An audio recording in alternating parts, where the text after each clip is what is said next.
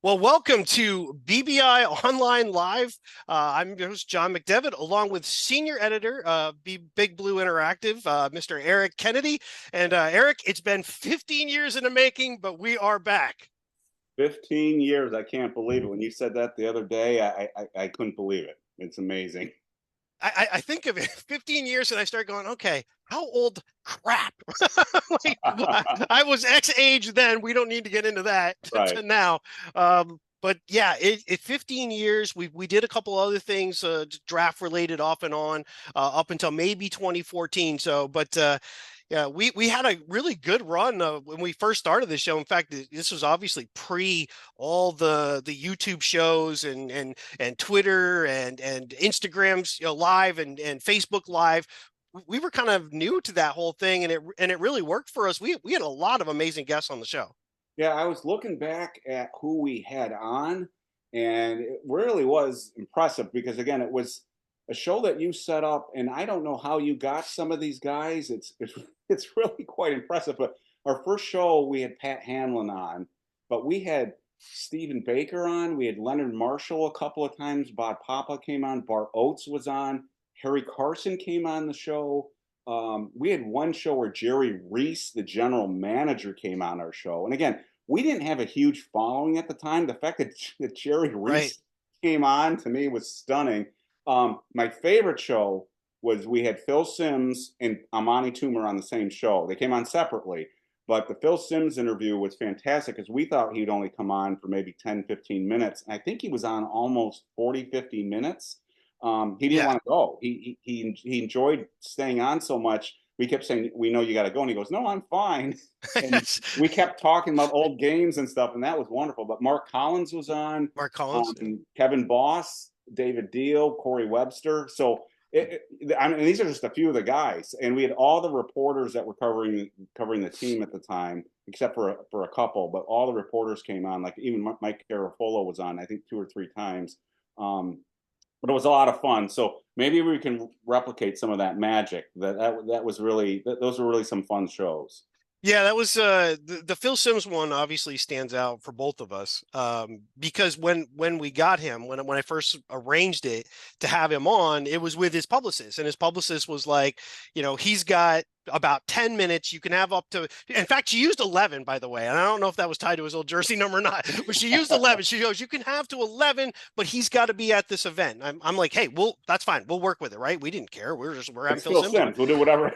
And I remember very specifically, we were talking about a game, I believe it was from the '88 season, that we had mentioned a couple of things, especially when it was late in the year. It was the last year for Harry Carson and George Martin, and I believe they were both injured towards the end of the year. Harry definitely was, and there was a nice picture of taken from behind of the two of them, Carson and Martin, in the tunnel looking out over onto to the stadium. And I had mentioned that to Phil, and Phil's like, man, you guys really know your stuff. And so I was like, listen, I know you got to go. And he's like, no, no, no, no, we'll keep going. And I was like, it was 45 minutes. It was 45 solid minutes that he was on. And yeah, that show stands out to me a lot. And Jerry Reese, because as you mentioned, and I guaranteed, we were talking about it off there.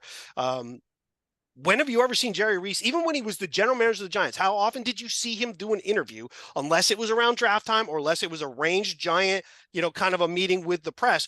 When did you ever just see him show up somewhere and we were a non-media related entity? In fact, we're a fan site. I mean, that's really what it was, two Right. fans, and they worked with us to get him on the show. That was awesome. I mean, we But we you would contact me during the week and you would say, "I got Leonard Marshall," and I'd be like, "Holy, Brian." I'm yep, like, "How yeah, the heck did you get Leonard Marshall?" And he came on a couple of times, and he was one of the other interviews that was amazing. And you and I were talking off before the show started, and he's a real nice guy. I mean, he's just yeah. a real nice guy. So I mean, it's fun talking to. I know this is probably something you shouldn't say because but it's fun talking to your heroes. And, Oh yeah. guys, these were guys when I was a teenager. It wasn't that I looked up to them, but again, they were the reasons why I was a Giants fan. So Right. dad and mom were Giants fans, so I started watching them. But I grew up watching Phil Simms. I grew up watching Leonard Marshall, and then when you get to talk to them, and talk about the games that you remember.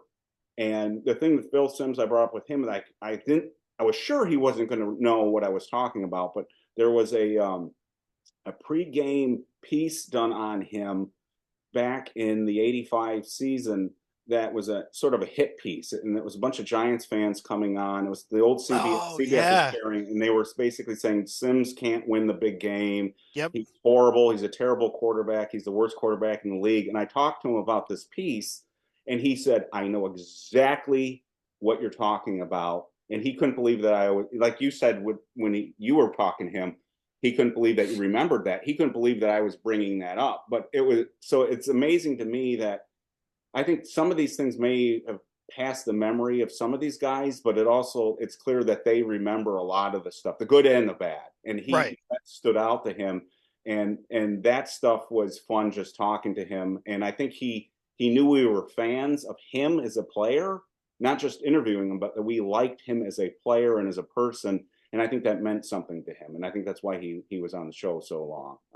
So that was fun. So Yeah, I don't know. I totally agree. Harry Carson was an interesting one too. Just you got his perspective on a lot of things, and it wasn't just Giants related. I mean, he talked about, even life after football and the concerns. We talked a little bit of, if I remember serves me right, we talked a little bit about like some of the CTE issues and right. stuff, and just some concerns and things, and just how things were different. But he's another guy though that when you hear him, just when he speaks, I mean, I'm hearing him talk, thinking to myself, he was the guy Yep. Yep. before LT arrived. Yep. I mean, Carson was one of the best linebackers in football before LT arrived. And so I had mentioned to you, like, we'll do a little kind of who we are kind of deal. So, I'm a lifelong Giants fan from way back. I have pictures of my dad holding me when I was 1. He was supposed to be taking care of me the whole time, and my mom took the picture when she got back home. I got a diaper half hanging off but we're right in front of the TV watching the thing. I grew up with the Giants. I took a lot. I lived in Vermont, grew up in Vermont. Giants in the 50s held training camp at St. Michael's College in Vermont. So Vermont was kind of the de facto Giants country. And I took a lot of grief though. Growing up, if you grew up in that time frame, the Cowboys were America's team, was for real, was America's team, and the Giants were horrible, and you had to deal with Cowboy fans, and the Steelers were dominant. So every year, I mean, I celebrated the 4 to 5, sometimes 2 wins that the Giants would get, and I had to live through the fumble. I mean, I watched that game going, I don't know what just happened as a kid. Right. Even as a kid, I'm going, why are you doing that?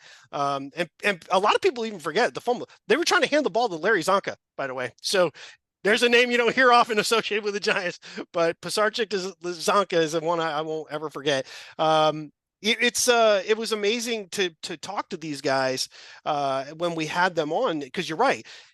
It's a fine line though, where we try not to you don't want to go away from being a fan, because that's not who that takes away from who we really are.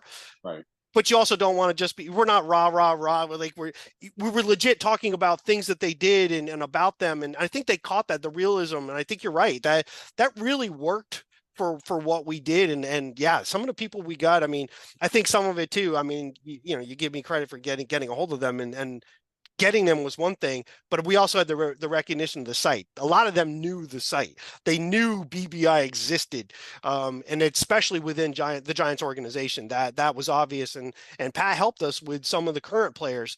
We got past players, we had to do that on our own, but the current players, we got help from Pat to get that, and that was awesome. That part I won't ever forget. Yeah, and Pat has always been very supportive of the website, and I think the organization has pulled back for obvious reasons. It's a different environment today, but they still do check in, and I do still hear from people from time to time inside the organization. But back then, we had family members of Giants players post on the site. Right. We had ex players post on the site. I remember we used to have an award ceremony for the Giant of the Year for the website. And I remember going to Rich Soibert's ceremony, and he pulled me aside after the ceremony, and he said, now I can set up an account and post. He said, so I don't know if he does, but and there's also weird stuff out there. I remember going to a bar one time up in Albany during training camp, and Keith Hamilton's brother was there, Wow. and he was basically trying to sell inside information. And I'm like, no, we don't operate, we don't operate like that. So it's just fun stuff like that. And then Kent Graham's sister used to post on the site, which was odd at the time because um, um, I won't get into this, but she was an attractive woman, and so a lot of guys on the website were basically cyber hitting on her at Oh, the time jeez. Oh, too. God. And she set up a meeting in Albany with Kent Graham. I remember that, and it was this wave of BBIers coming at Kent Graham at the same time. And he had this look of horror on his face, going, "Is this all right? Is this group safe?" And Hope Johnson and people from the site will remember that name. Hope. Helped set that Yeah. up too, and she helped set up the meeting with Tiki Barber around that same time period too. So it was a time period when you set up the show that the internet wasn't what it was, the social media wasn't what it was. Right. Right. Organizations were still feeling out what they should and shouldn't do. Players were sort of feeling out what they should or shouldn't do. And so it was more of a Wild West, and we got away with some things that we probably won't be able to get away with now. We'll try. Right. It's a Right. different environment. Right. And some of it too, like so I had my own show prior to that. Started in fact it started in 2007. We had a show called Sports Talk with a Chatback. It ran on multiple stations in Vermont, and it was a 5 to 7 Monday through Friday show. And I actually got media credentials to go to training camp for a day in 2007. So I got on the field. I was able to ask questions of Tom Koff. Of course, I'm in a group of other reporters and stuff. And so, but it was funny because I didn't know where to go. Like I showed up to the camp, and I'm like, where am I supposed to go to get my credentials? I'm Right. kind of just wandering around, and all of a sudden, I swear to God, even to this day, the biggest human being I've ever stood next to was David Deal. He was huge. You don't think it now. There's a lot of big guys, and depending whatever, he was huge. I'm standing there, and I'm kind of in the lunchroom area because I didn't know where I was supposed to go. No one told me, so I'm like Right. waiting. And David looks at me, he's like, "Can I help you?" I was like, "I don't know, man." I'm like, "I'm here to get media credentials." He goes, "I think you want to go over there. Everybody else did." I was like, "I appreciate that. Thank you." And I ran into Brandon Jacobs, and Brandon Jacobs had come on my show in the spring. Again, I don't know how I got him to come on, but he agreed to come on. And as I was talking to him at the time, he and his, I don't know if his girlfriend or his wife at the time, they were expecting, and my ex and I were expecting triplets. So we were talking about that. So when I ran into him and I was like, "Oh, hey, Brandon," he's like, I said, "Yeah, hey, thanks for coming on the show in the spring." He goes, I was like, "Yeah, no, remember when you came on and we talked about babies and stuff?" He goes, "You're the guy with the triplets, right?" I was like, "Yeah." I'm like, "That's awesome." So it just that kind of really helped. But then I got to ask some questions to Eli, which I'll be honest, I'll admit this to anybody who ever asked me. I was like shaking I'm like, oh my God, I'm about to ask Eli Manning questions about, just in fact, the question I asked him was, how are you dealing with the fact that one of your, close teammates for the last couple of years now retires and is kind of bashing you? How do you take that? And of course, he took the high road. Eli takes the high road. That stuff doesn't bother. We just talk about the game, stuff like that. But just to be able to ask him that question for like legit, with all the other reporters are asking their questions, and it was just such a surreal moment that I realized I'm like, and that it's weird when you grow up with that, not being around it. You kind of put these guys over here. They're just people. They're just people that play a game. And so when you get to talk to them, and if you're legit and real, if you're not kind of the people who like shoves things in their face to sign this for me and do that, generally they're pretty cool about stuff. And that I just used the showpiece that I had and the fact that I had Brandon on and some other people from other sports. And then that led, because that was 2007 and we started the show, the BBI show, in 2009. So it made it a lot easier to get people. But yeah, this time around, they're pretty guarded about social media and everything. I mean, they should be, for all Yeah, the, they should be. you really want to be. But I suspect we've I will say this. You and I talked about this. I'm not going to get too deep into it, but we have feelers out. I've kind of got somebody that I believe will be coming on that I think Giants fans will be pretty happy with. Right. Yeah, we don't want to jinx it, so we're not going to name. Right. That's the only reason why. So, But so Eric, tell a little bit, you grew up a Giants fan, kind of give a little bit of background for you that led you to the site, and then we'll start going over kind of where we are today. Sure, yeah, I'll keep this brief because I know fans out there really want to hear what's going on with the team right now. So I grew up a Giants fan, upstate New York. People think of it as Buffalo Bills territory, but back in the day, um, Giants fans were everywhere. People didn't really root for the Jets up there, and the Bills were sort of a more of a Western New York team at that point. So dad and mom were there, and the team wasn't good. I was talking to Larry on our site, who Schmidt, who covers the history of the Giants, and we were talking about the game back in '83, the Cardinals and Giants playing in overtime, a 2020 tie. Oh, And I said, don't bring up that game. I said, I remember my parents woke me up that night screaming at the television set. It went past midnight yep. because the kickers in that game kept missing the field goals. And I said, that was my memory, was my parents, my earliest memories of my parents being just angry at the team. And my dad to this day is one of these doom and gloomers. He just always expects the worst of the Giants. Even when they were in Super Bowl seasons, he expects the worst. And he gets that because his formative years with the team really were the 60s and 70s. Mm. And he carries that to this day. But so I keep telling him, Dad, they've won 4 Super Bowls. What are you talking about? But anyway, so I get that mindset when I see it on the website. Site started in '95. I started it as just sort of, I was playing around. The internet was just started, and I was playing around with HTML at the time. I was a new guy in the office where I was working, and I just wanted to play around with the coding, and I set up a dummy Giants site, and I started getting traffic. I won't bore people with the details, but a year later, the people that ran that organization told me I had to take the website down because we were getting more hits on the website than it was a government organization with thousands of people. We were getting more hits than the government organization was getting. So I thought that it was dead at the time. Out of the blue came Pete of Pete Corners fame. He's the one who set up the forum originally. He had his own tech firm in Albany, and he he saved me. He basically said, I will host the site for you. And it wasn't commercial at the time. For the first 5 or 6 years, the website was completely no ads, nothing. It was just a hobby at the time where out of state New York fans basically congregated, and we got a lot of New Yorkers too, a lot of people from New Jersey and New York, but it was really for where we had a lot of people across the world, across the United States, who were displaced Giants fans. And the neat thing at the time was we started having these get-togethers. We started getting fans were saying, "Hey, we got a bunch of people in Washington D.C. area. Let's get together and meet." And at the time, it was like a big giant blind date. It was people getting together, and everyone was a little bit nervous. I remember telling my girlfriend at the time that I was going to a bar to meet a bunch of people from the website, and she said, "You don't know these people."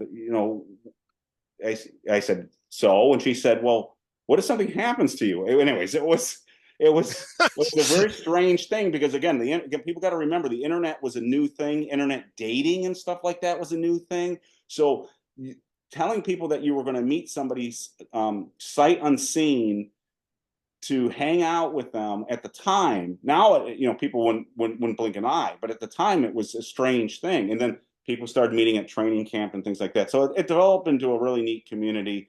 And that's the strength of the website, is the people that have formed these bonds and these relationships. And, people have actually met and gotten married on the site, gotten Nice. divorced too. Since then, but we've had It happens. we had friendships developing from it, and that's kind of neat. So, but Nice. we're coming up on 30 years. I can't believe it. You talked about 15 years with that we were on hiatus with this show. We're coming up on 30 years on BBI. So, that's the history of it. So Nice. Nice.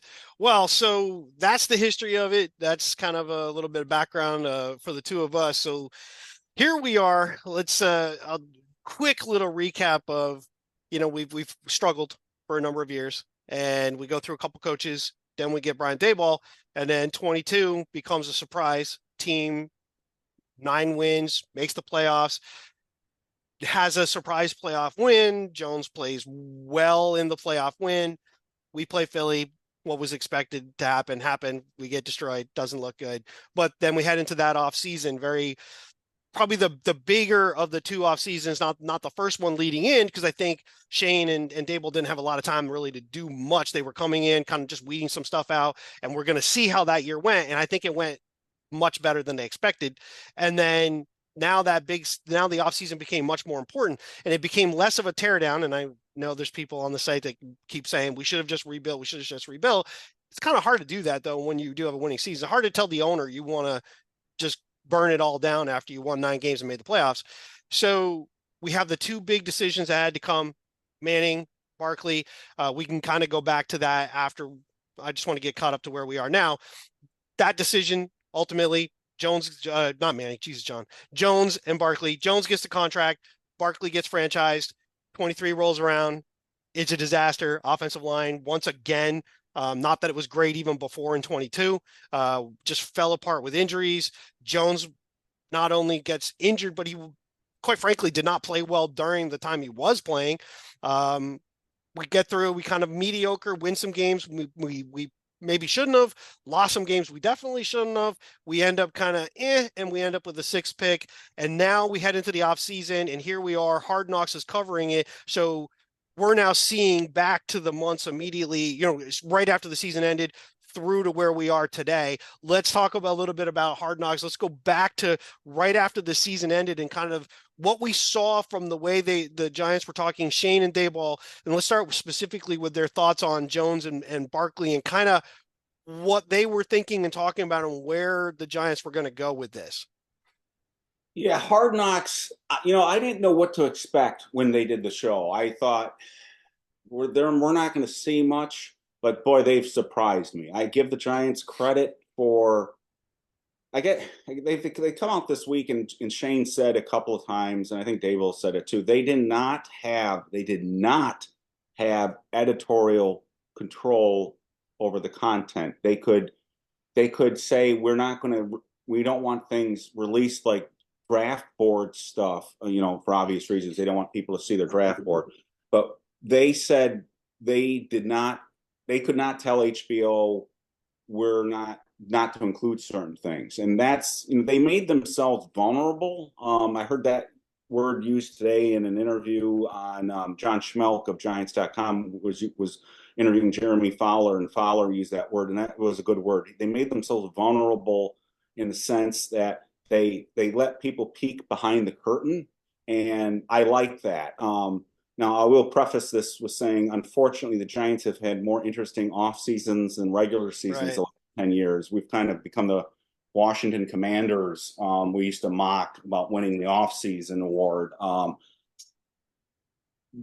June and July are usually very boring parts of the year for Giants or any football fan, and this has made it interesting and fun. So, first of all, I give the Giants lots of credit.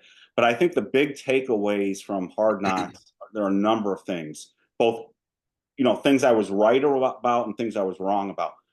John Mara does not have as much say in making final decisions as I feared. He certainly uses sort of a passive aggressive approach in terms of he puts his hand on the scale. But when push came to shove, at least in 2024 offseason, Joe Shane's decision was the final decision. It wasn't John Mara's decision. Barkley's no longer a Giant, and that's not because John Mara. Right. Now, it would have been much more interesting to see Hard Knocks in 2023. That would have been. I want to know what happened in the 2023 offseason. We could go back to that a little bit if you want. I don't know if you want to go back to that, but I think that was a key thing. They've overemphasized. I mean, I don't know how much time you want to spend on this. They've really overemphasized Saquon Barkley. I like Barkley. His rookie year to me was perhaps the best I've ever seen, one of the best I've ever seen a running back have. But he has not been the player that the media has made him out to be. Just hasn't been. You can come up with excuses, but if you look at his numbers, he just isn't the player that they say he is. Is his departure going to hurt the team this year? I'm not even sure about that. Perhaps, maybe, But they make him sound like we lost Lawrence Taylor or Eli Right. or something. He's not that guy, and so they emphasize too much of that. But I thought that was interesting just to see the dynamic there. But it was also very clear to me that if I'm Daniel Jones, I'm not sleeping too comfortably at night. I mean, it is clear there were people that were saying the Giants didn't really have an interest in a quarterback in this draft. That it was more smoke and it was more of PR games.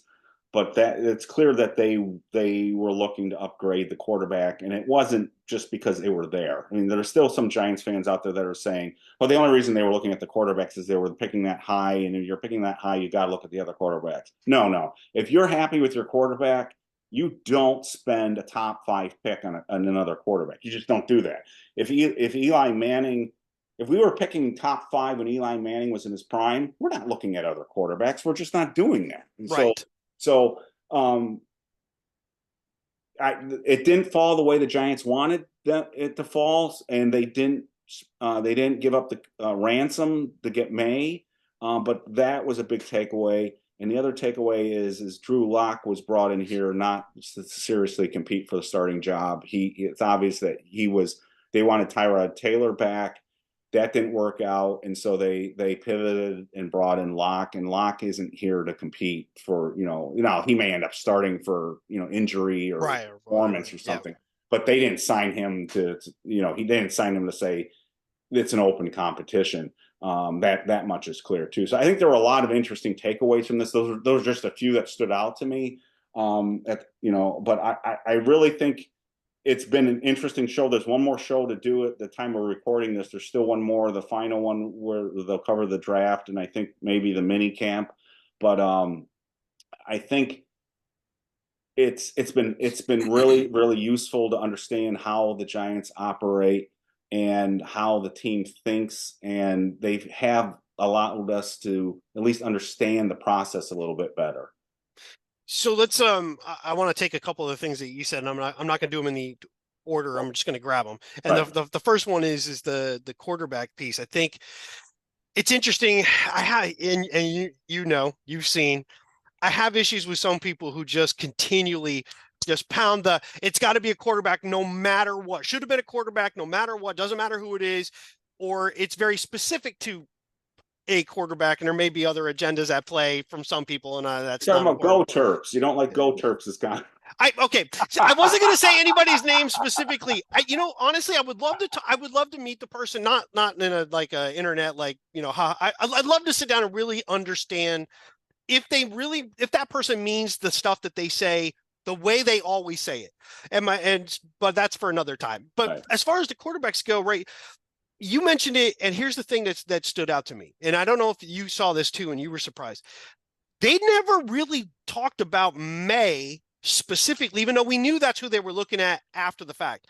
They very clearly had a conversation where Shane says to Dayball, would you take him if he's there? And he goes, Daniels? He goes, yeah, I would definitely. If Daniels is there, we're taking him. And I was a little surprised that they said it. I'm like, why wouldn't you say that about May, the guy you supposedly were targeting? Or was it you said Daniels because you knew he wasn't making it past Washington, so it's okay to say if he's sitting there, we're taking him. But they clearly wanted those two. It was May and Daniels, Daniels and May, whichever order it was, and maybe they took one off the board because they knew he was gone. And May was the option possibly with New England. I never got the feeling from everything we've seen that New England was legitimately interested in moving out of that spot. They basically were saying, give us everything in the world and maybe we would do it. But they clearly said it. How would you love to be Jacoby Brissett when they go, we don't have a quarterback, so we're not moving. So, and then I really think the Giants, they were after those two guys, maybe Williams, but he was, as Liv Schreiber says in the voiceover, he's already earmarked for Chicago. There's no thought beyond that. Maybe those three guys would have been there. I don't think McCarthy was nearly the lock that other people were starting to say he was. The rumors were. I think that was more a generating kind of maybe to get the deal for New England to come down some.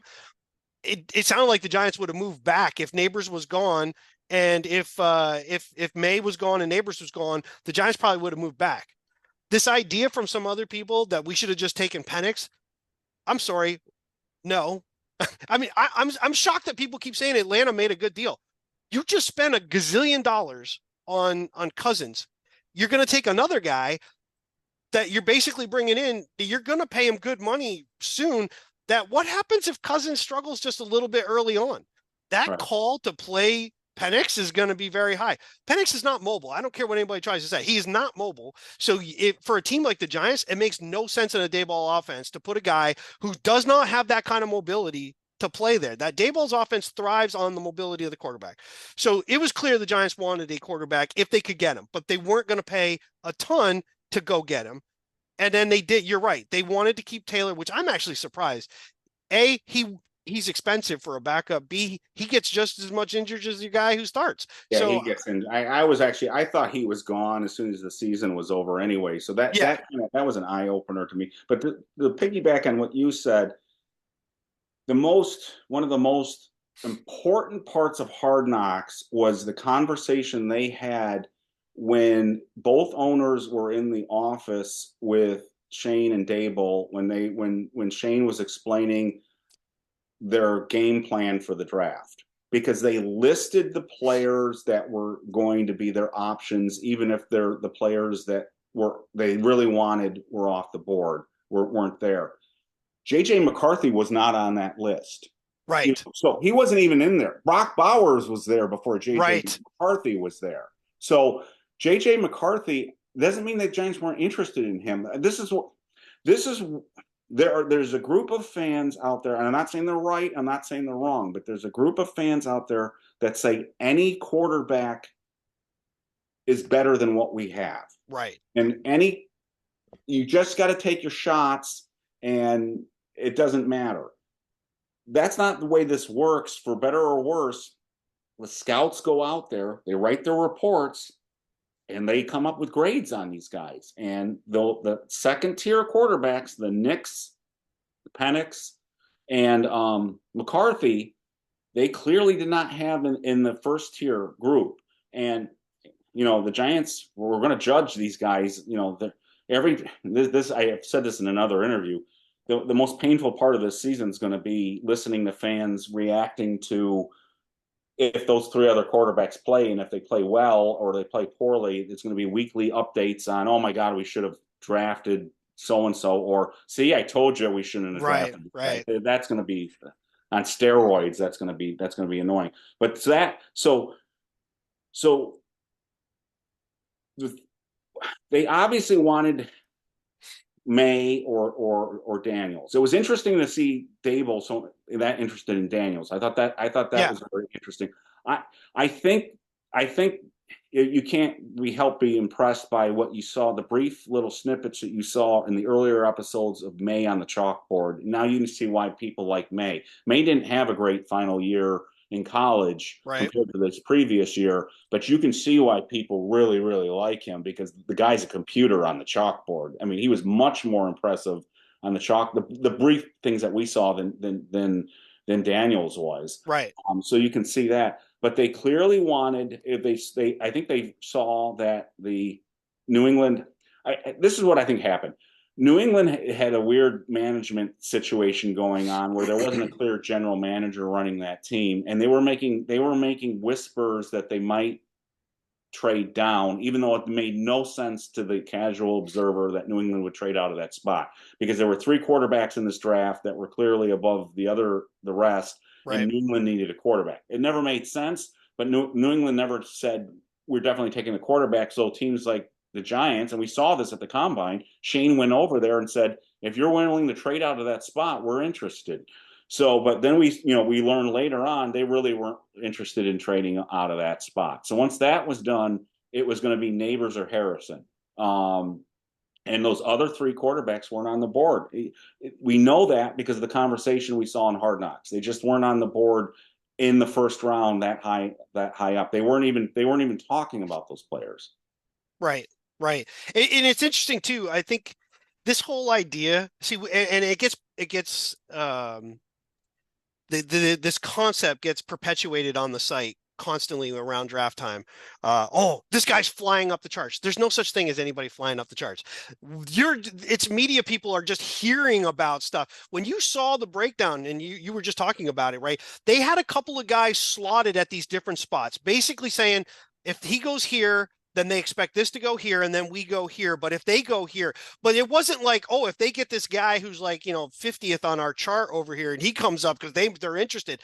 There was a select set of guys. There was probably 13 guys and they blur some of them out in the 10. They knew kind of who was going where. I mean, Right. it's no surprise to the guys in the NFL. That's why trades are able to happen. If I have no clue who team A is going to take, how can I offer them anything to trade up with them if it's you're only doing it if the deals are usually done with like, listen, we're coming up for this, so we're not after what you're looking for, and then they look to see who, and we heard them talk about that. If we were to do this, what would these teams do? Because if they go this, we might not get that guy at all, so then we can't move past here. So I just love that stuff. That stuff I just absolutely eat up the process that goes into that. But I think you're totally right. You mentioned one thing, and I was going to bring it up kind of separately, but since you did it, I want to bring up Hmm. the only time that I want to talk about the Mara piece more too. But the only time that I felt like there's a thing with the Giants ownership that you can just tell is when Mara and Tish are together. They're not together. The chairs are separated. They barely even acknowledge each other. Like it's clear that those two they co-own, and that's it. They're not like co-directing it. One pops in whenever he kind of does, and that's kind of it. But they're not cozy. That was my opinion. I mean, what did you think when you saw the body language with the two of them being near each other? To be honest with you, I didn't even think about it, so I'd have to go back and look at it. I'm not saying you're wrong. I just didn't. I didn't think about it that way. The impression I get with Tish is he's kind of an absentee owner. I don't know if that's fair though. I don't know. I just don't know. Right. My fear, and people who read the site know this. My fear was, um, Mara was still calling the shots, and he was saying things like, and I wouldn't bet the house on this, that back in 2023, because they were coming off a playoff year, as you mentioned. I don't know if we want to go back to that, but Sure. did he say we're not getting rid of Saquon and we're not getting rid of Daniel Jones, not off of that year, and they're headed in the direction and the arrows pointed up, and we're keeping these guys? And as we saw that in this year with his comments on Saquon, we saw, well, he's our most popular player. But that's not how you should Right. Right. build a team. Yep. That was a scary statement. Now, the good news again is he didn't get his way this year. So my fear was that, and I don't know what I don't know what Tish's role in all of this is. It can't be good.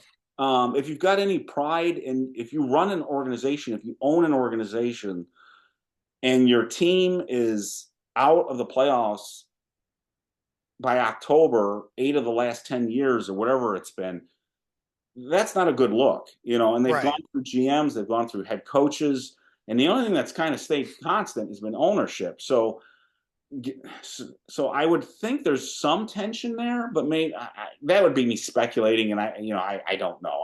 Yeah. That I'm not willing to go there. I know what you're talking about. When they went in, we we didn't see a lot of chumminess, but again, this thing's edited. We don't know. So True. when you mentioned earlier, we saw Dable talking about Daniels, but we didn't see any conversation about May, except when that bit with Kafka was talking about him. Right.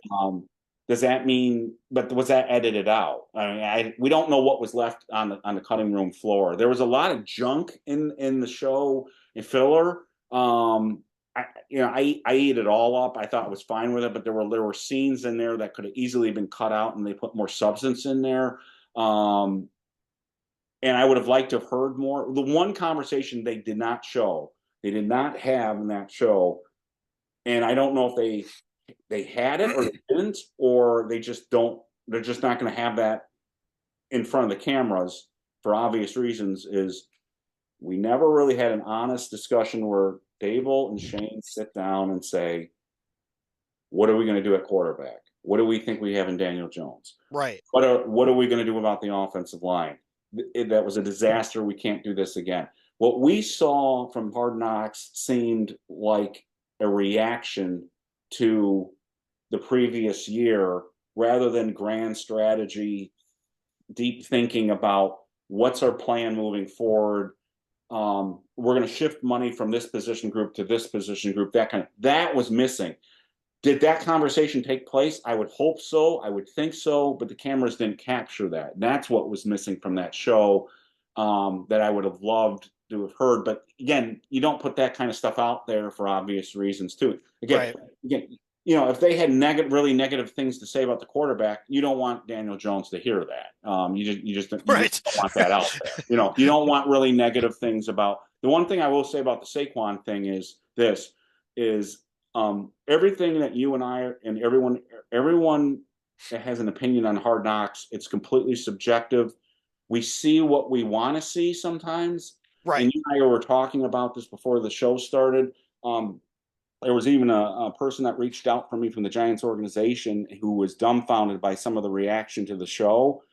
And not to put words in his mouth, but it was, people are seeing what they want to see when they watch the show. But my impression watching the show was the Saquon Shane breakup was mutual. That they didn't really that this was almost like a boyfriend girlfriend relationship, that they knew it was just better to move on for both parties. That was my overarching impression from both of them, that this was inevitable, and that much of what was that we were seeing was just the process playing out.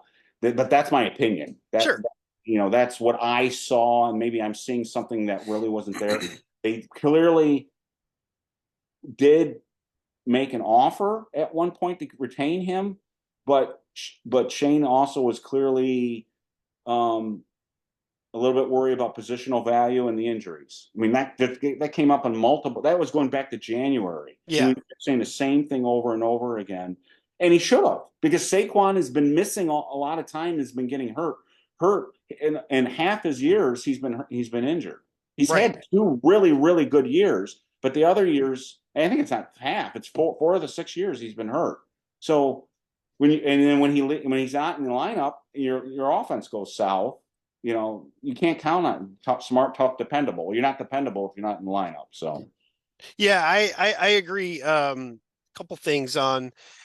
So the thing with and I've said this before, and again, do I know? No, but if you kind of think it through to how it ultimately got to where it got, and go back to 23.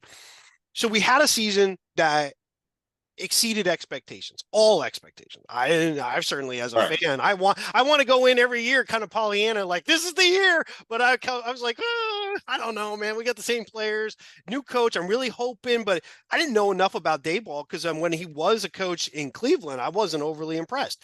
He did great in Buffalo, but you also had Josh Allen, so that kind of But so you go through the season, and a couple things. So right off, and I wrote some stats down for Daniel Jones. And one of the questions that always comes up is, have we seen the best of Daniel Jones? Was 22 the best of Daniel Jones? And I almost get the feeling that it kind of was. That 19 is the outlier, and he had 24 touchdown passes, but unfortunately 6 of those came against Washington, 5 in one game. Right. So if you kind of like lessen that slightly, let's say that one game against Washington was kind of crazy, because he's never really thrown that many TDs in a game, before. He isn't consistently 4 touchdowns. This happens to be 5. It's usually 1, maybe 2 every couple of games. So if you bring that down to average, then he's about maybe 18, 19 touchdowns. So that's kind of in line with 22. My thought on, I want to stick to the idea about the contract pieces, but my thought in 22 is, if you give him better targets, right? Like, so we got Neighbors now. If he were to stay healthy, I think he can replicate 22, but the difference is I think we're going to allocate some of the rushing touchdowns become passing touchdowns, and we get less rushing touchdowns, but the ultimate total touchdowns from Jones, I don't think is going to change a whole lot. I don't think he's going to suddenly be a 7 rushing touchdowns and 30 touchdowns passing. He just has not shown that ability to make those plays. So that in mind, you go through 22, you exceed expectations for them for as far as the GM goes, the head coach. Head coach is coach of the year. You don't burn the team down from that. You just can't, regardless Right. of what anybody else thinks. But you have two major contract pieces coming up. You got a quarterback who's still fairly young, had some injuries, played what has to be his best year, and you wonder, can he replicate that with this coach with some better players? You look at the way the landscape is with contracts and what we've just seen. Yeah. It's I mean, we can get to that later. That's crazy off the board. His is now looking reasonable Yeah. as far as starting quarterbacks go in the NFL. I'm not saying he's worth the money. No. I'm just saying you sometimes have to pay just to pay. But that being said, you had him, you had Barkley. I truly believe, and we saw, right? It came down to the last couple of minutes to franchise tag before they got the deal done with Jones. They were working with both guys. I think they knew they were not getting a deal done with Barkley screwed him. Yes. Barkley screwed him. He screwed him. They and you can see that. I mean, Shane basically admitted it. I mean, he took 10 years off my life. Yes. You know, Barkley screwed them. And to be honest with you,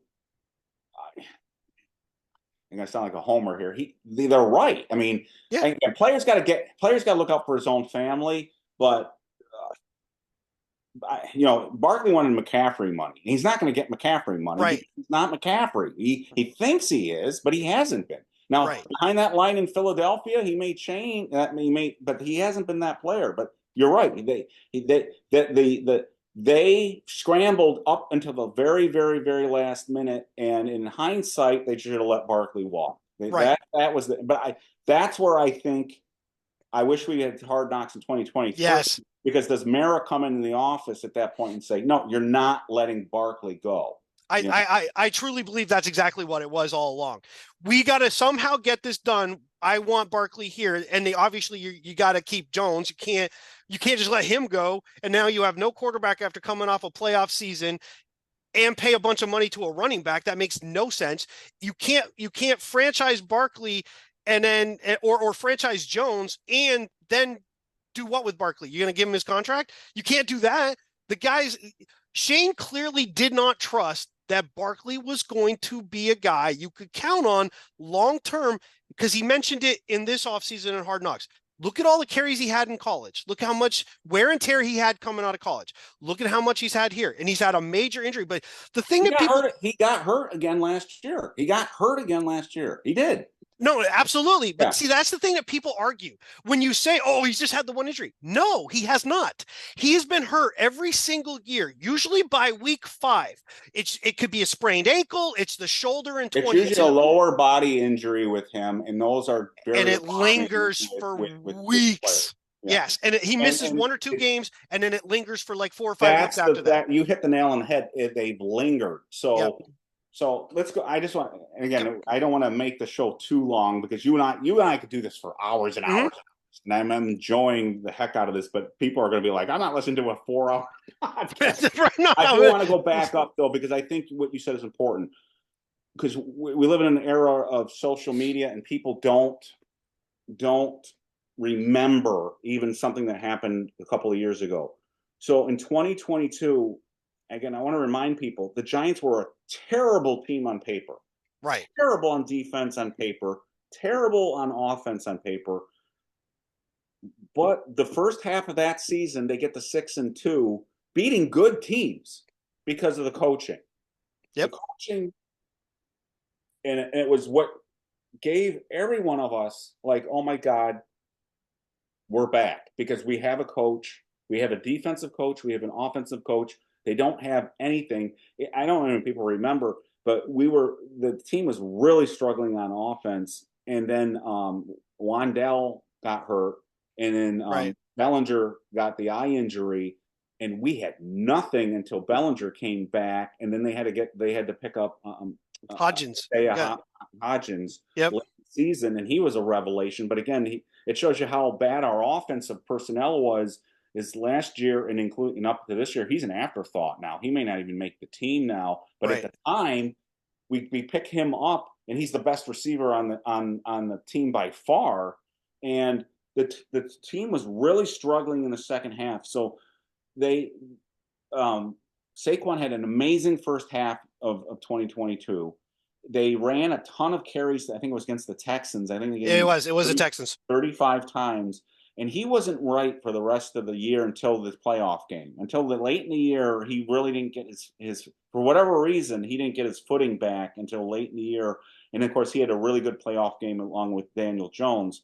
But so much has been made out of. So we had the 6-2 start.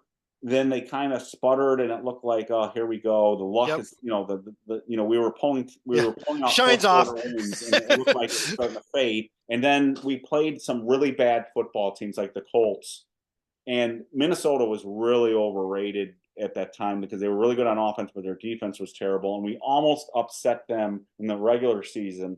And we all felt the same thing. We want another shot at Minnesota because we know if we get another shot at them, we can beat these guys. Right. And they did. And so much has been made out of that one playoff game against a team that had, Justin Jefferson, but didn't have a lot of, that was a weak defense, and they were exposed the following year, last year, for what they were. But so much has been made out of that, and so it's important to remember that our impression of the coaching staff in that 2022 season was demonstrably, these guys are top notch. We're good. As long as you got good coaching, you're going to be competitive. And that seemed to disappear in 2023. So there were weird decisions made in the preseason, in camp. There were weird decisions made during the regular season. And I think that's what really started getting people, Giants fans, a little unsettled. It wasn't just that Daniel Jones was falling apart again and getting hurt, and Saquon was hurt, and the offensive line was a mess. It was this, I thought we were past this. I thought we had the right people, and now I'm not so sure that's the case. And I think that's what was unsettling to a lot of Giants fans last year. And I'm not giving up on these guys. I'm saying I think Sure. I think a lot went wrong last year, and it sort of became it sort of spiraled out of control at a certain point, and they sort of settled the ship. The irony is they had Danny, I always say Tommy DeVito come in I and know. I've done the same thing. steal a few wins there. And if he doesn't do that, we do have Drake May. Right. If he doesn't upset the teams that he upsets, we're picking one of those quarterbacks at that point. So, and that gets back to the debate: should we try to tank on purpose, that kind of thing? Well, in this case, we might regret that. I don't know. We'll have to see. But one last thing, I know I've been doing a lot of talking. No, you're fine. Because I'm not. This is going to surprise people because I've been very negative on Daniel Jones the last 2 years. I'm not sure we've seen the best of Daniel Jones. I don't have a good feeling about it, but again, in 2022, he still had crap around him. The offensive line was playing a little bit better, a lot better than it did last year, but it still wasn't good. Right. He had nobody to throw to. And the receiving core he has now is night and day better than what he had in 2022. It is way better than he had in 2022. And the offensive line should be on par with what it was in 2022 if everyone stays healthy. Okay? So they should be on. It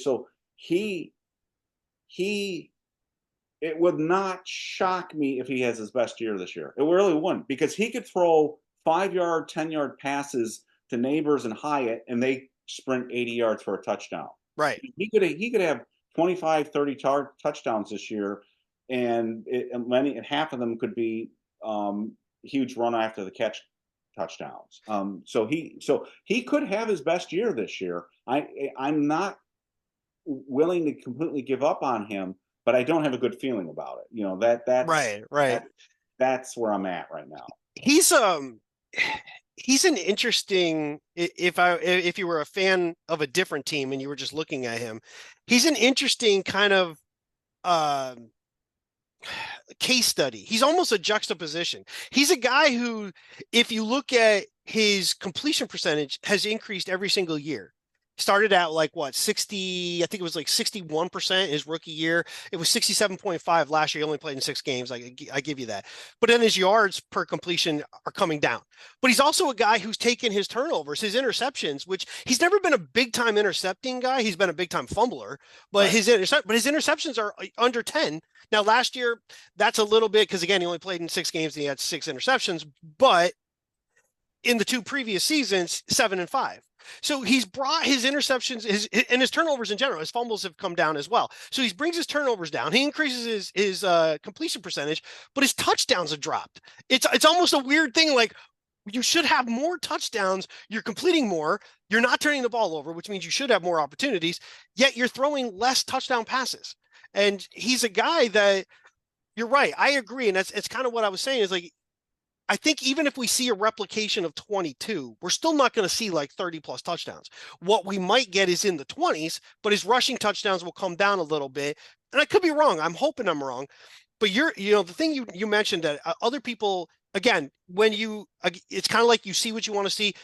You take the facts that you want to take because they support your position, and any other fact you ignore. It's like a certain subject that we won't talk about on the site. You pick what you want to do to reinforce your position and ignore everything else that goes against it. And the thing is, Richie James, Marcus Johnson, I mean, come on. Oh, Those were two. there were guys that were starting last year. I can't even remember their names now.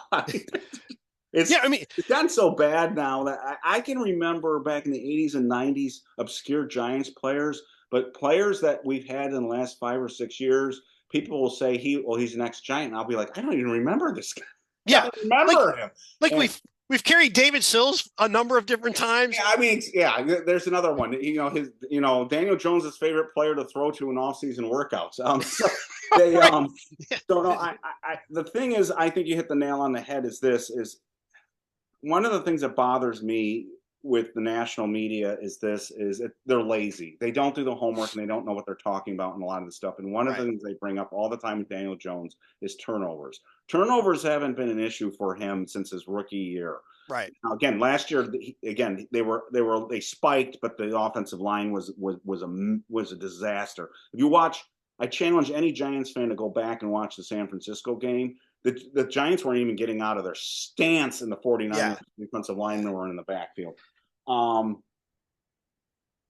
Sounds like I'm making excuses for him, but No, I try but not to be. The it's a problem with legit it's a legit thing though. It's not an excuse. It's just that's what it was. I don't care. You put any one of the other quarterbacks there, it's the same thing happens.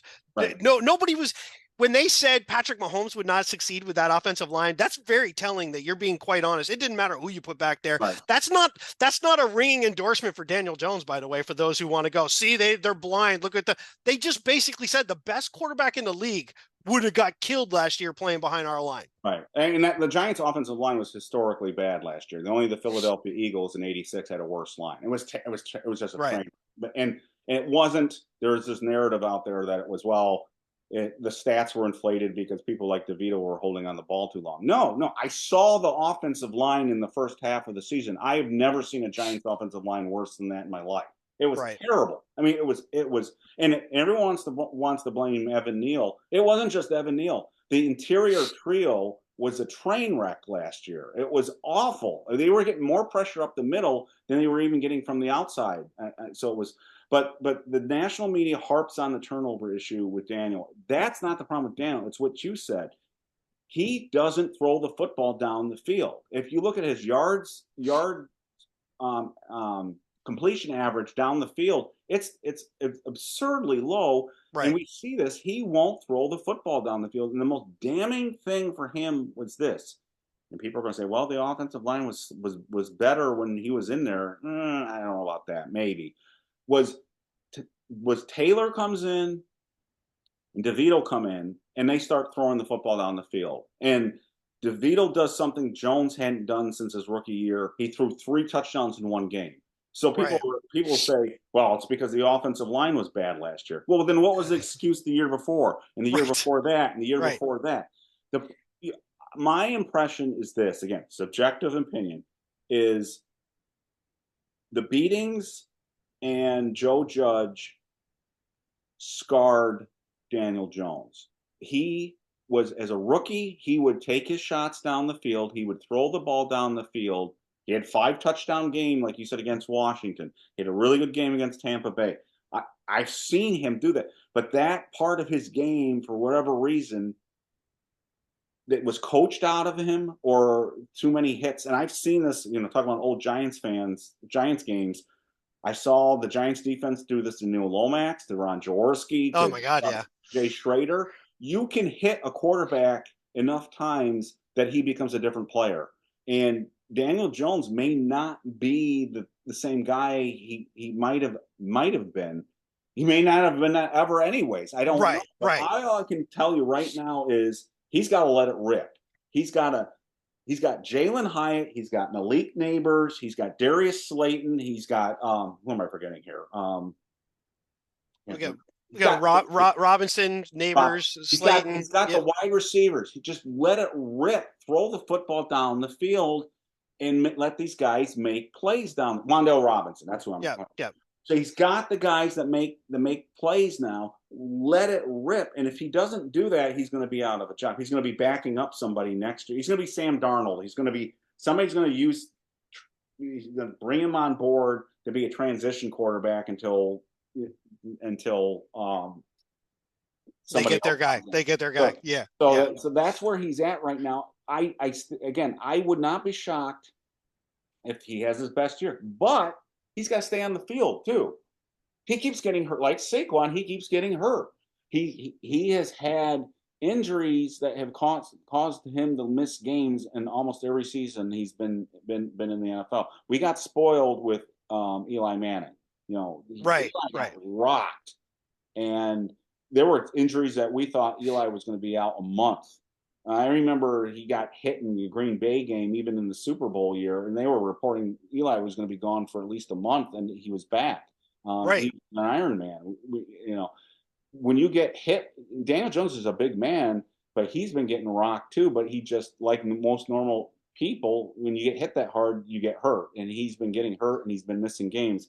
If Daniel Jones, God forbid, gets seriously hurt in this year, we get locked into that contract for another year, and that's a problem too. And that's got to be in the back of the Giants' minds a little bit. Shane this week kind of downplayed that he said they don't think that way. But how can you not? Because if he gets another neck injury, or if he gets a shoulder injury, or he tears his ACL again, that has serious cap implications going into next year, affecting the team too. So if we get Right. into where the Giants are out of the playoff contention in the second half of the year, and Daniel Jones is not hurt, they have to think about maybe sitting him at that point so he doesn't get hurt.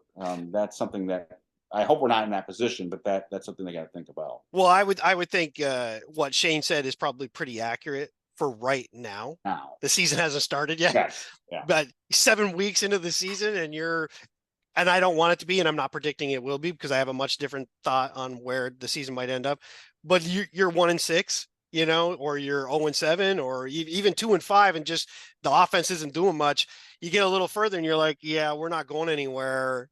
I doubt he's playing. I mean, there's no way. The neck injury is the thing that scares me the most. And as somebody who's had multiple neck surgeries, some of the things that happened to him in the Miami game, I don't care what anybody says, that did not seem like the biggest hit I've ever seen for someone take from behind. And for him to then be out with the symptoms again of what he was talking, those are all tied to compression of your spine, compression of nerves in your spine, the problems with your arm, your shoulder, your hands. That's all tied to that area. And he's already had that mysterious surgery that they still don't really even talk about. I suspect he's had a fusion, is what they did, or at least a discectomy where they cut a part of the disc out on that first time through. The second one, to have it like that, I'm way more concerned about that than his knee. I mean, yeah. yeah, And they don't have a good history with neck injuries. no, Josh Zudo had a neck injury a couple of years ago. They put him. He didn't start the game, but somebody got hurt on the offensive line, and they put him in the game with the neck injury, and he aggravated it, and he was out the rest of the year after. right, So right, again, they put somebody in the game with a neck injury that was vulnerable enough that it caused him to get instantly re-injured to the point where his season was over. And I don't know if he had right. neck surgery or not after that, but it was like, you don't mess with necks. No, That's no. the scary thing about back injuries and neck injuries are two of those things. When you start hearing those things, you start, geez, that's where you start wondering a little bit. But I don't, like you said when before we got on the show. Let's not make this the Daniel Jones show. I think we Right. Because you covered this could. enough. Because fans get so riled up. I mean, Yeah. there's so many layers to it, but you're right. And I think there's other stuff we can kind of go to that, but that it for them to not be concerned. They've brought it up too many times during Hard Knocks about the fact that Oh, his injuries, they listed them. He's yeah. had two neck injuries, he's got a knee injury. I mean, they know, and I know they've told this to Jones. I think, quite frankly, I think the Giants are actually surprised that he was cleared to be fully playing right off in camp. I think Locke was brought in to kind of do that for a while, and maybe they might have to make a decision later of do we play him or not play him. But he was ready to go, so it's like, what are you going to do? He's the better of the core of our three quarterbacks. Anybody on the site that tries to say that Danny, I did it too. I keep doing Tommy Danny too. Tommy DeVito or that Drew Lock is the better quarterback on it. That's not true. It's not true. I mean, Jones is the best quarterback on the team right now. Is he the best quarterback for the Giants, period, as far as the NFL goes? No, of course not. I would definitely take a ton of other quarterbacks. But once you start going, through 10, 11, 13, now all of a sudden they're all kind of the same. I mean, Tampa Bay made the playoffs with Baker Mayfield. He's on what, his fifth team? I mean, come on. Well, look what happened in Seattle. I mean, look what I mean. So this idea that everybody has a great quarterback but us, I'm like, come on. And by the way, one more, and I know I don't want to say this person's name, but you already brought his name up before. Can we please stop the stupid Lamar Jackson analogy that the Giants passed on him? Because, by the way, Baltimore passed on him too. Baltimore took Hayden Hurst in the first round. Before they selected Lamar Jackson at the bottom of the first, they traded back in because nobody else in the first round was going to take him. Has he developed? Yes. Did anybody expect it to the level that it has? No. And how many playoff wins does the guy have for all the stats and everything else? That if that's your big thing, I would, and I don't want to get into the Ravens, but if I'm a Baltimore Ravens fan, I'm not completely comfortable with my quarterback situation. I know that's gonna make a lot of people on the site upset, but you got to win playoff games. You can't in the playoffs, and that was Peyton Manning's problem for a long time.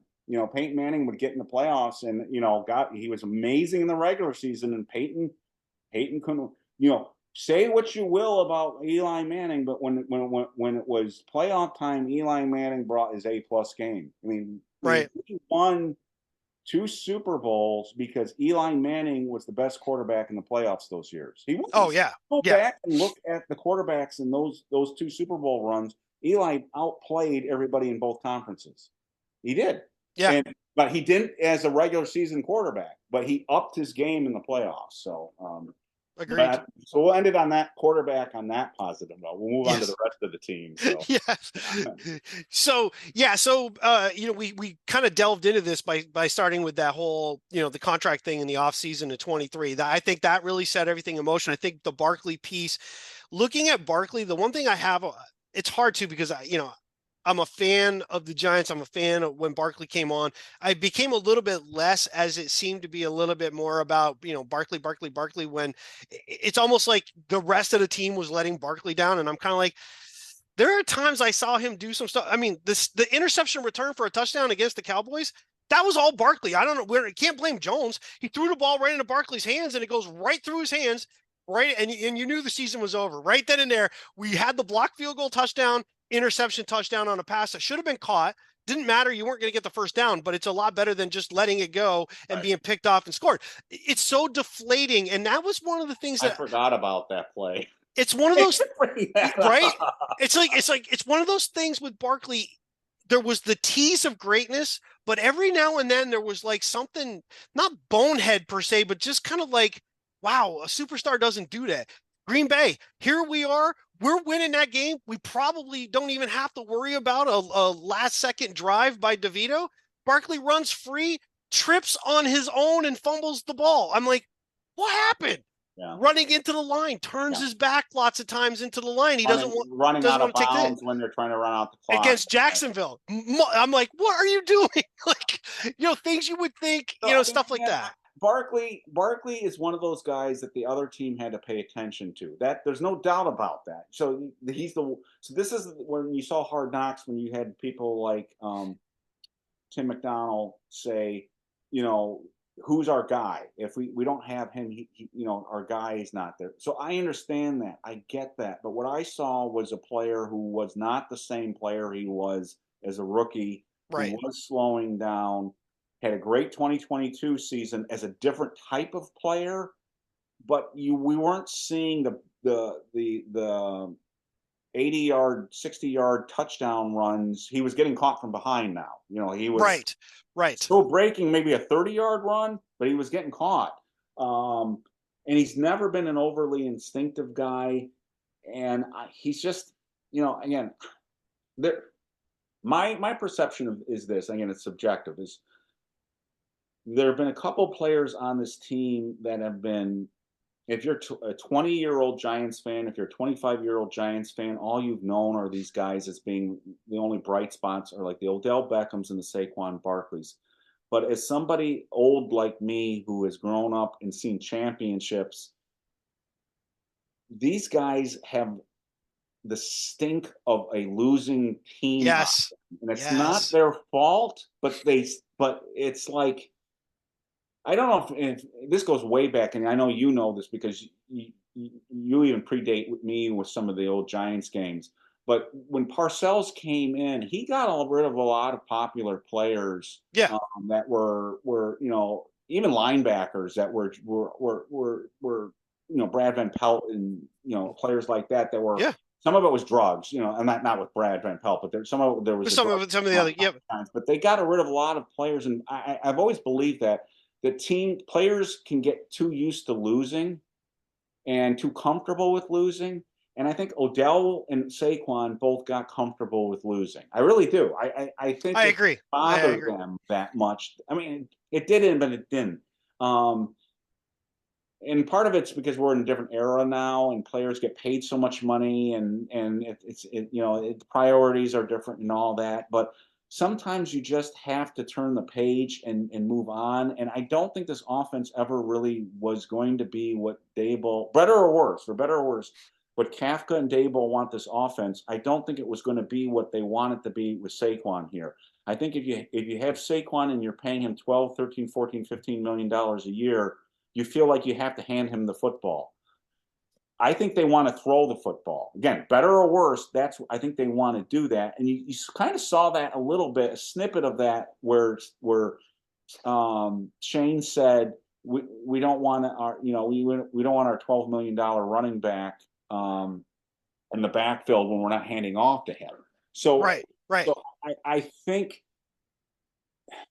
it was better for both parties to move on, and I think two things can be true and are not mutually exclusive. I think it could be right for the Giants to let him go and for him to have a really good season in Philadelphia. I hope Giants fans don't go out there going, if Saquon has a really good season in Philadelphia, I hope they don't, their immediate knee-jerk reaction was, we should have kept him. Because right. I personally don't feel that way. And even if he does, I'm not going to sit there and second guess myself, because he is got a lot of wear and tear on his body. He really does. And I don't see the same player. I don't see that. I don't. But any running back in that Philadelphia offense is going to put up good yardage. Exactly. Look at Boston. That guy Boston kills us. And he's not, and he most likely would not be playing for any other team in the league for whatever reason. He comes in and it's a touchdown. You're like, God, not again. It's like, but it's funny that you say, and I'm glad you brought that up too, because it's kind of like that whole thing where you see a guy on another team and he's oh, we got to get him, and then you get him and he stinks, and then you're like, oh well, oh my God, that has to be the worst signing ever. Like, I mean, ever. And I don't know what happened. I mean, the guy definitely had an injury, like let down a little bit when he was with Detroit before he left. but I mean, he literally fell off the cliff. Yep. Like, I mean, he couldn't even Nate get off. He Solder couldn't even did get. too, and Nate Solder Oh. fell off the cliff too. They And then both. we brought him back. Yeah, I Then know. we were like, it's an emergency. Yeah, You're horrible, but you're better than whatever else we have yeah, to put out there. So yeah. that's awesome. Yeah, it was so bad. I mean, he fell off a cliff. But the thing with Barkley, and I think you're totally right here, is that he's probably going to have decent stats. That seems a given. Now, it might not be though. I mean, the one thing that you said just a second ago about there's a difference today and whatever. There's losing, and it doesn't affect some players because they're kind of like it used to be team, team, team, and now it's brand, brand, Yeah. brand. Yep, it's a Barkley the brand. brand. It's brand. And so he's more concerned with Barkley how he looks, and I get it. I get it. You should in a way, but his play suffered dramatically over the last couple of years. It was noticeable where just things in the past didn't work out the same. Yeah, like we were talking earlier. We had Leonard Marshall on the show a couple times, and there was a thread on this week on the 1990 championship game with the 49ers, and the play that stands out to me was Leonard Marshall crawling, fighting to get back up on his feet on that play that he caused the fumble that Right. Joe Montana out of the game. The players weren't paid the way they are now back then, but Leonard Marshall made that play not because of money or fame or whatever you were brand. He made that because the championship was on the line, and Right. he wasn't going to let his teammates down. And most players wouldn't have gotten back up. And I don't know if Giants fans, all of them, know what I'm talking about, but it's where he's basically struggling just to get back up onto his feet, crawling and getting up, and he crushes Montana from the backside, and that completely changed the game. And it's that kind of thing where today when you see somebody like you were talking earlier, Barkley trips over his own feet or he runs out of bounds or something like that. Again, and I know it's apples and oranges, but it's just like that's the thing where it's I don't know. It just No, I it's associate my memory of Beckham and Saquon aren't good memories. They're not going to be good memories to me. right. The teams they were on didn't win, so when I think of them as a Giants fan, I'm going to think wasted talent is what I'm going to think about. And again, it's not all on them, but I'm like, I'm not going to be like, when I think of all-time great Giants, I don't think of those two players. No. I don't. No. It's funny too, because specifically what you're talking about, for those who don't know, Marshall is over on the right side, so the left side of the offensive line, right side defensive end, in a three-man front. LT's on the outside of him. Marshall comes, he gets cut, he's down on the ground. Montana rolls away. He's moving to the other side of the field. LT circles around and is coming back around the other way, and he cuts off Montana. So Marshall could have stayed on the ground. And the reason I say it like that, and the reason you brought it up, and I don't want to bash somebody because I actually like the player, but I question sometimes some of the things he does. Sometimes Kayvon Thibodeau just stops. I've watched him just sort of like and it gets blocked, and he's just standing there watching stuff. And I'm like, God, that's not how LT or how Banks or how those guys would have done it. And I know it's a different age. All right. But he's got all the talent in the world, but sometimes he stops, and Marshall didn't stop. If Marshall didn't give the effort, because you're right, he's on his hands and knees crawling to try to get back to his feet. If he doesn't do that, if he doesn't get over there, we don't go to the Super Bowl. We don't go to the Super Bowl. Even though LT cut off Montana was going to throw it deep. There was somebody breaking deep because you could see the way he was stopping to throw. Yeah. He cuts him off, and Marshall just basically ends his 49er career at that point, just obliterated him. But that's all effort. And you're right. That's the thing with this team. So some people say tank. I don't agree with the tanking. By the way, you can't tank starting in the middle of the freaking season. This is not the NBA. I'm like, they're like, we should just start losing these games. I'm like, that's like 8 games in. What are you, nuts? Like, the fact that they won as many as they did last year, if you really look at it and you look how historically bad the offensive line was, and you look at some of the games, we really were not that far off from 22 in terms of where we were ultimately with wins. We stole some games we should have lost, and we lost some games we should have won, and it probably evened out the way it should have been. And the support what you're saying, then this is the gives me positive. The team should have had a worse record than it did. Oh, absolutely. Oh, the coaching, the fact that they had a undrafted rookie free agent win the games that he won behind that mess of an offensive line and with the injuries that they had on offense, and it is a testament to the coaching. Now there were coaching issues last year. There were personnel and coaching issues last year, but again, I don't think coaching is on this is the problem on this team. I really don't. Whether they'll be able to survive the quarterback situation or the youth, and maybe we'll talk about this next. But this is a very young team. I mean, especially on defense, Yeah. a very, very young team. There are not many players over 26, 27 years old on this team. It's very young, and especially in critical places like the secondary. And that makes it exciting, but it also makes it a little bit scary because you don't know what you really have, and we go position by position and address that. But those two things, we're going to see what they've got. And the other thing on the coaching front is they made two changes on two of the three coordinators. So now we have a new special teams Right. coordinator, we have a new defensive coordinator. That's pretty significant. And there are a number of other different coaches that are almost equally important, like the offensive line coach is new. We have a new tight ends coach, that type of thing. So some of these are good changes, but there's a lot of change on the team and a lot of youth and a tough division. And they've got to start the season somewhere around 500 because the schedule's easier this year, but it's a rough start, and you've got to sort of stay afloat in the beginning, I think. Yeah, I agree. Well, so let's button up this part of the conversation. So one of the things that you're kind of bringing up here is where we felt comfortable, coming off 22 with the coaching staff. 23 kind of changed it. I will say that again, fans love to just they love to see their portion of what they saw and then just stick with it. This idea that Wink Martindale's team, the offense just killed the defense. I'm sorry, but I saw us give up play after play after play at times where the defense could have kind of enforced their will. They didn't. Yeah. We just allowed people to go and score. And if you have a crappy offense, by the way, the Baltimore Ravens had a crappy offense in 2000. And their defense basically won them a Super Bowl against us, by the way. Throughout the entire season, they were horrible offensively. They won. Defenses have to kind of compensate. I think we were more flash under Wink. I wasn't a big fan of him. Couldn't stop the run. They couldn't stop the run. No. And it just, there's something about a guy, the way he left Baltimore. Clearly, he's a guy who thinks he should be the guy. Yeah. But no one's giving him the guy opportunity.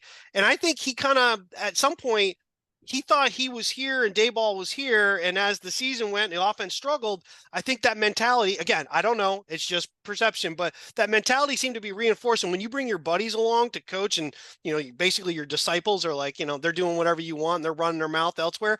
Once that stuff got out, that was probably the first time in the last 7 or 8 years. And that includes idiotic Sherman and Mr. I'm going to kneel down judge, where I was embarrassed to be like, oh my God, this is what was coming out now about our team. You got people backstabbing each other in the coaching staff. That's embarrassing. I'm like, come on. And the question is, what was that all about? Did he want out, or was that a coup? I mean, it could have been a coup. Wow. He might have wanted the job. He might have been backstabbing Dayball because he wanted him out so that Marrow would hire him. Because remember, he was interviewed for the Giants head coaching job in the previous cycle before. Right. He made it very clear in every press conference that he wanted a head coaching job. It's also clear he didn't have something lined up already when he left, because when he left, he never got another NFL job. So it wasn't like he was trying. I'm leaning towards the coup thing because Agreed. He got hired right away by somebody else, and I would have thought, well, he just wanted to get out of New York, and that's what he was doing. But he didn't have another job lined up. So what was the reason? What was the purpose of leaking that to the press? And the only thing I can come up with is he wanted Dayball's job. Other than that, I don't know what the reason was, unless he thought he had another position lined up and it fell apart. Because I don't know what the motivation to do what he did. The thing when they hired Wink, this is where I was dead wrong. I thought that was a great hire, but then first year they couldn't stop the run, but I knew that they had limitations on Sure, defense. Then they sure. went out and they got a bunch of guys that he wanted. They got two new defensive linemen. They got Bobby Okereke Hmm. from the Colts. They drafted the corner that he wanted. They got him the goodies. They got him the stuff, and they were worse against the run. Right. And like, what is you can't win the NFC East if you can't stop the run, and they couldn't stop the run, and they weren't good on defense last year except the turnovers, which kicked in the second half. They weren't getting turnovers in the first half of the year, and everyone remembers the turnovers, and they're like, oh, Wink did a great job. My memory and your memory is not that, because we saw them going up and down the damn Right. field, and it was like, make a stop, so Right. pressure breaks.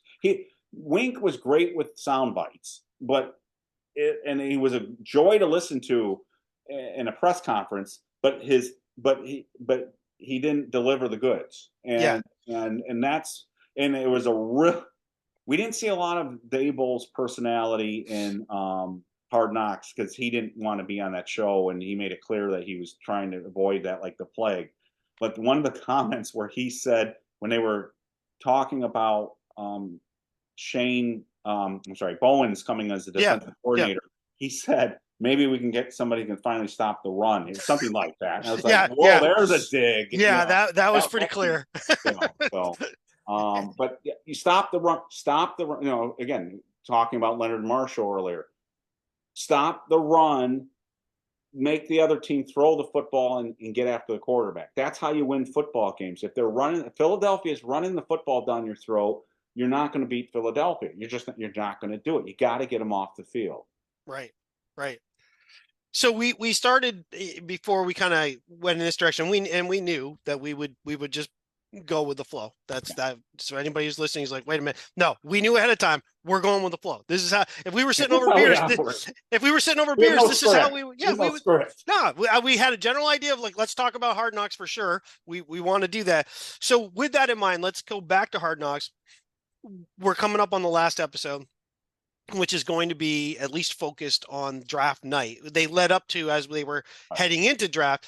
Now, one thing before that, of the people that they've been talking to with the Giants, one of whom who I've actually found very interesting with what he says, but who comes off as the most nervous, like this seems to be very nervous, is Brown. Is Brown.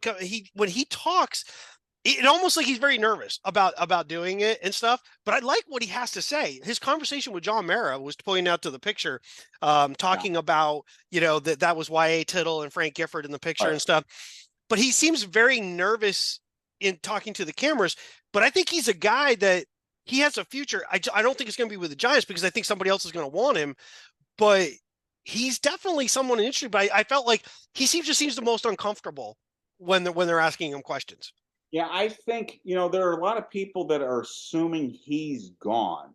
And the impression I've always got from him is he knows what the heck he's doing. He's a tremendous asset, but he still seems to me somebody who needs some seasoning. Like, he's not, like you said, he's not totally comfortable. So I've wondered if he's a guy that really wouldn't interview too well, because like you said, he might come off a little, I don't know if it's nerves.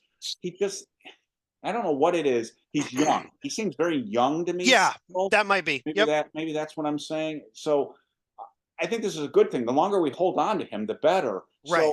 So and the other guy that gives me, they always say we're going to lose him, and I'm like, well, he better interview better than he gives press conferences, is Kafka, because Kafka puts me to sleep when I hear him. No, and everyone says wonderful things about him. We saw the real Dable in Hard Knocks when he was at the combine and he was interviewing the quarterbacks. To me, that was one of the best parts of that show, because Dable's press conferences are usually terrible. You don't get much out of them. He's very guarded in what he says, and every now and then he'll open up. Like, if you ask him about something that's in his past, like he used to be coach of tight ends, and somebody asked him about the tight ends the other day, he'll open up then, because that was something it was near and dear to him. But he blew me away at the combine stuff. I was like, whoa. And I thought, I wouldn't want to interview with that guy, because he puts you on the spot. Right. I don't think we've seen the real Kafka yet. Um, I'd like to see what he's really like behind the scenes. Like we saw Mike Rowe, the wide receivers coach, behind the scenes when he was interviewing Neighbors and Harrison and Odunze Yep. in Hard Knocks, and that was kind of cool. That was kind of neat because Rowe is very terse and combative with the press usually in his interviews, but he looked like a really cool guy when he was talking to the players, and you can see him relating to the younger players. I would have liked this. I'd like to know what Kafka's like, but with Brown, I get the same vibe. It's kind of like I don't know if it's nervousness or youth or whatever. But I like him. I hope they keep him. I think they've got a good team, and he's a part of that team. So Yeah, Kafka to me, again, projecting. Um, he, I don't want to say he's not disinterested. That's not it. But it's almost like he knows his role isn't as much as it was the year before. yeah, Uh, you know what I mean? Like yeah, Dayball clearly has pulled back some of the stuff, and Kafka's kind of along for the ride at the moment. Um, it was interesting when they talked to the receivers. The question they asked to Marvin Harrison, I think, is probably one that the league has asked him. Different teams within the league have asked him when they asked, "Who's coming with you?" Because he's a guy who doesn't have like an agency, basically refused originally to sign on with the NFLPA group so that he could then be part of all the, the merchandising and stuff like that. That took a while before there was any agreement there. Clearly is being coached by his dad on what is going to do. So there's this perception that he's bringing stuff with him. So they asked him, "Who's going to be coming of your group? Who's going to come with you? Are your parents basically going to be moving here?" And the questions they're not asking neighbors that, like that was their concern with him, that they obviously didn't throw that out there in Hard Knocks saying that's our issue. But you don't ask questions of that unless that's something you're kind of curious on how this is all going to work out, because why wouldn't you do that for the rest of them? We didn't hear them ask that question to neighbors. It was specific to Harrison. I think that was the thing with the league, was kind of wondering, because he came off a little standoffish. He refused to kind of do stuff towards the end at Ohio State, and he wasn't doing any of he didn't do it he like didn't do the running, he didn't run, and he didn't, and not only, and he didn't do his pro day. yeah. He didn't do that either. He was like, I already showed what I was going to show. It's like, yeah, And I think, if his dad wasn't if he wasn't in the family that he's in, that probably would have hurt him more than it did. oh, I absolutely. think I think teams have so much respect for his father and assume the influence his father has on him probably helped him out, because if another player pulled that, he might have, neighbors might have been definitely ahead of Harrison on more people's boards, because of that. So Right. um, Bill Walsh wrote a book called Finding the Winning Edge, and it's sort of like the coach's Bible on bunch of different things. The NFL Films even did a thing on it, on the book itself. It's hard to get; it's not even in print anymore. But there's a chapter in there on rookies and why rookies struggle because of off the field issues. And this was written back in the day. This isn't even today with social media Right. and all the Right. other, again, the brand thing that you were talking about earlier. And one thing, and this gets back to what you said in the very, very, very beginning about football players are people. And sometimes people think they're, we're talking about we're playing Madden on the PlayStation or something, and they're not real people. These players that come here into the NFL are leaving college for the first time and going to cities that they've never been to, and moving out of, they're living in an apartment maybe for the first time. They're handling their finances and a lot of money for the first time. They're not the big man on campus anymore. There's so many changes in their lives, and you just don't know how they're going to react. People react differently to different situations. So you never know if a guy that you draft is going to be able to handle it. If they're going to, I'm not saying Harrison's going to be that guy. I'm just saying Sure. Sure. that's why they ask these questions, is you just don't know when you give somebody that amount of contract and he gets away from home and he gets away from college and he gets away from his support group or whatever, that person can fall apart or that person can thrive. And it's like anybody else that in society, when you send your son or daughter to college, you don't know how he or she's going to react. They, Sure, sure. my son's in boot camp right now in the Army. Oh, I didn't know how he was going to react. The first week he was there, he was getting homesick. Now he loves it, but right. you don't know until reality hits you in the face. And that's the part of football I hope fans understand is these are human beings, and we haven't talked about Evan Neal, and people have turned on him like crazy. If I'm Evan Neal, I can completely turn off social media and don't even listen to people anymore, because that you're just sucking away your confidence at that point. I think Evan Neal's got a confidence issue right now more than anything else. People say he sucks, he's not a good player. I don't believe that at all. I think right Right. now his biggest problem is confidence. Yeah, it's hard to tell too. Like, I mean, he's been injured, so it's not like, and he was injured in his rookie season too. So it's not like he's had a full season, and you're going, yeah, he just stinks. He's been horrible. We don't know. He hasn't played enough. I do get I've said it before, and I could be wrong. I get kind of a William Roberts vibe from him. I think he might end up having to shift inside and turn out to be really good. Yeah. I worried a little bit at Alabama when I watched him coming out. Again, who am I?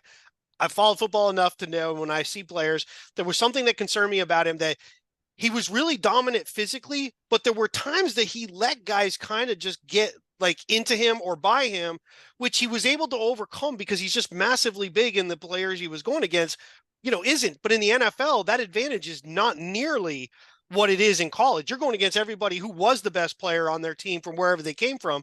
And so his size didn't really always work to his advantage because he didn't always use it to his advantage. He was letting guys get to him and then trying to use the strength factor, but they blow by you and it's too late. We've seen that with other players that, after a while, Eric Flowers was, as far as I'm concerned, to this day, was such a bad pick. Was not a guy that should have been picked that high to play left tackle. Right. But his biggest problem was he allowed guys to get into him. He would let him come into him, and then he wasn't really good at adjusting and moving to deal with that. And ultimately, I think he had some of his better years as a guard. I think it was with Washington. He moved in and played guard.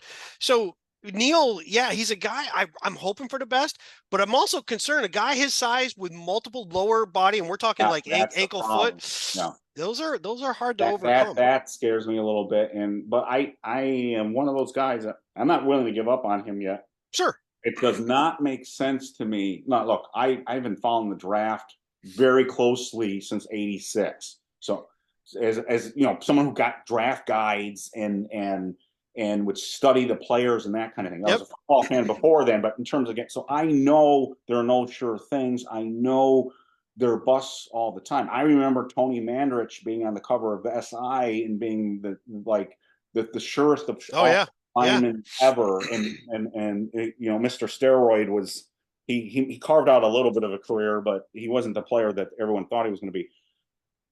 Evan Neal came out of the draft as one of the surest bets in that draft. He really did. If you were going to go back in time and ask people to draw up the top 10 players in that draft who you thought were least likely to be completely be busts, Evan Neal would have been on that list. Yep. Not that you would say he's definitely going to be an all-star, but you wouldn't think he would be a bust. It makes, to me, one of the head-scratching things of all time as a football fan, how Evan Neal has been this bad, because people will say, well, he can't move his feet, and he was in the SEC. He played both right tackle, left tackle, and guard in the SEC. Right.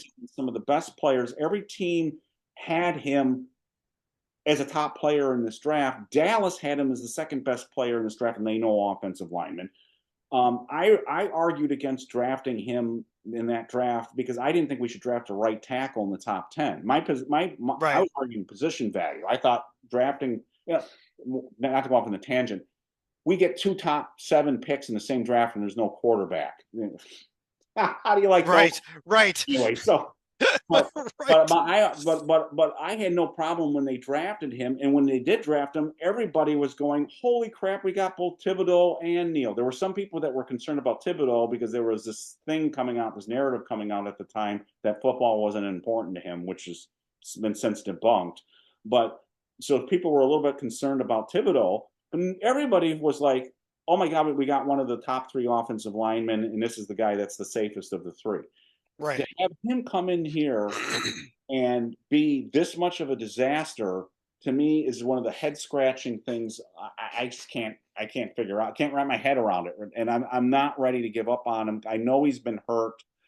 We know coaching, or I think coaching was an issue because nobody except Andrew Thomas was playing well on that offensive line under Bobby Johnson. They just weren't. Right. No one got better. Let's put it that way. No one came in and got better under Bobby Johnson, with the possible extension of Andrew Thomas. So the problem is what you just said. He keeps missing time. Last summer he missed 2 weeks because of the concussion. Right when they hit the Detroit scrimmage, when they were playing Detroit that week, he missed that entire week of practice, and he missed when they had their pads on. So the very time when they got the limited amount of time they're in full pads, he missed those 2 weeks. And then he gets hurt with the ankle, and then he hurts the other ankle, which ends up being a fracture. He's missing too much time, and now he's missing time again. That's the problem. So how long? You can't throw him in there, give him a week and throw him in there, because that's a recipe for disaster again. Right. He's not back in a week. I don't know if we're going to see him this year. I really don't. So that's really concerning. So I don't agree with those people that say trade him now, because I don't think you can get much for him. And I still think I still think he's one of those players that could end up being a very good football player for them. And I don't think they'd get much for him right now. I mean, if someone comes to them and says, we'll give you a second round pick, I'd take it, but I don't think they'll get that. So I wouldn't trade him. Well, and he correct me if I'm wrong. He's on the PUP right now, right? He's on the PUP right now. He counts against the roster. So you couldn't trade him until he came off the PUP anyway. Yeah, I think that's true. I don't know with the PUP of the trades. I don't know how that works, but he won't pass a physical, right? So that would make it. So I'm pretty sure you can't like that. But yeah, you're. I mean, anytime he misses right now, though, is detrimental for two reasons. One, this is horrible. You got to have cohesion on the line. So if we put somebody out there, which God forbid, I mean, the other day we're like, oh my God, we get this guy. He doesn't miss any time, and now he's down on the ground. Thank God it was a rib thing. Hey, Dexter, take it easy on our own guys. We already know you're good. Just take it easy on our own guys. But you're gonna need cohesion. You're right. So you go 1 more week, maybe 2 weeks. You're gonna kind of have to go with the way the line is, and he's gonna have to work his way back and maybe get moved in if we have an injury somewhere else. The other. Just real quick on what you just said about people not getting better under Bobby Johnson, other than Thomas, but Thomas really got to where he's supposed to be. That's where we drafted him so high. Everybody else, though, didn't get better, or actually were proven players that got worse. Glowinski wasn't an all-pro, but he was more than serviceable, and his play, I don't know what the hell happened last year. I don't know what happened. There was more going on. Yeah, there was more going on for why they weren't playing him, but his play was not great. I mean, nobody in interior was good. I mean, Zudu had his issues. Some of it health, some of it is just missed time, and now you throw him in. He's jumped between positions. He's not a tackle. Stop doing that. That's where they got him playing now, though. That's where they got him playing. So I'm not really understanding that. And then McKeithian, I don't know if he really is. We drafted him late. He made the team, but then he had the knee injury. So I don't know if they're counting on him for anything. We do seem to be getting more veterans. I mean, you got Runyon, which I'm happy with Runyon. I don't expect him to be an all-pro. I expect him a guy who should be able to play pretty regularly, not miss time, but that's a giant thing. You never know. And just do your job. Like if they just do their job, and you don't need all pros, because teams develop. The best offensive lines aren't always made up of a bunch of all pros. They just play really well together. Yeah, and Giants fans have gotten so shell shocked by bad offensive line play. They've been pining for guys like Tyree Phillips, who's still recovering from an injury, and Justin Pugh, who was signed off the couch, and Feliciano was let go, and everyone couldn't wait till he was gone, and he plays decently for a new team, and people are like, why did we let him go? Well, because we've gotten so used to terrible line play, we want mediocrity, and you don't want to accept mediocrity. We can, but it's been 10 years, so everybody's like, oh my God, just get somebody in there who's just not atrocious. No, I want somebody. Right. The thing that why Andrew Thomas is a stunning player. He was just interviewed by John Schmelk over at Giants.com, and Schmelk said, I don't know how many offensive line coaches you've had. And I think he said six. Or it's five or six because he had two in 1 year. 2 in 1 year, Colombo, and yeah, yeah. So it's like it's a miracle that we haven't screwed up Andrew Thomas because he hasn't had the same coach. I don't know if Andrew Thomas has had the same coach in 3 years. I know he hasn't had it in 3 years in a row. I mean, so he couldn't have. So they need to settle down the coaching. They need to settle down on the players, let them play in a position, don't move them around, and just like you said, cohesion. Because the two best Giants offensive lines of my lifetime were not filled with all-stars. They just weren't. You had a Chris Snee who was really good. But if you go back, Brad Benson was he was hanging on at some, for dear life as an NFL career, and then he became an all-pro because he took care of Dexter Manley in a game. Right. Shut him down. Like Billy Ard and Carl Nelson. These weren't household names, but they were solid and they did their job and they were good. And the same thing, David Deal was a guy that for a long time Giants fans didn't like at all. And they ended up loving him because he did his job. And Soyber was undrafted, and you could just go down, up and down the line. Sure. McKenzie, one of the most underrated Giants players we've ever had. No one ever talks about him but he was solid. He was rock solid. You don't have to have Andrew Thomas's all along the line. You got to have five guys that work as a unit that can protect the quarterback.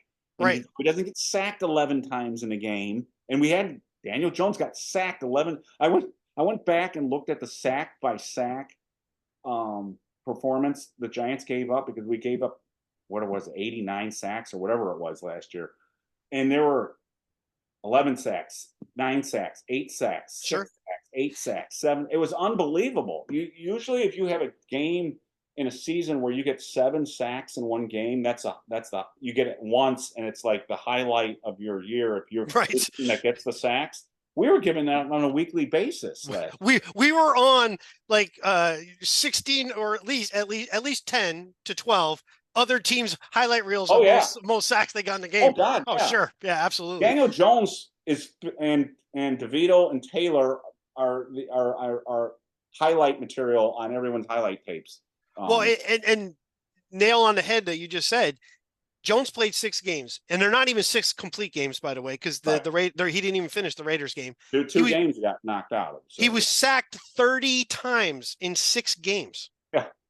I mean, even if he played horribly, which he did, he was not good. I mean, other than the second half of the Arizona game, he was not good.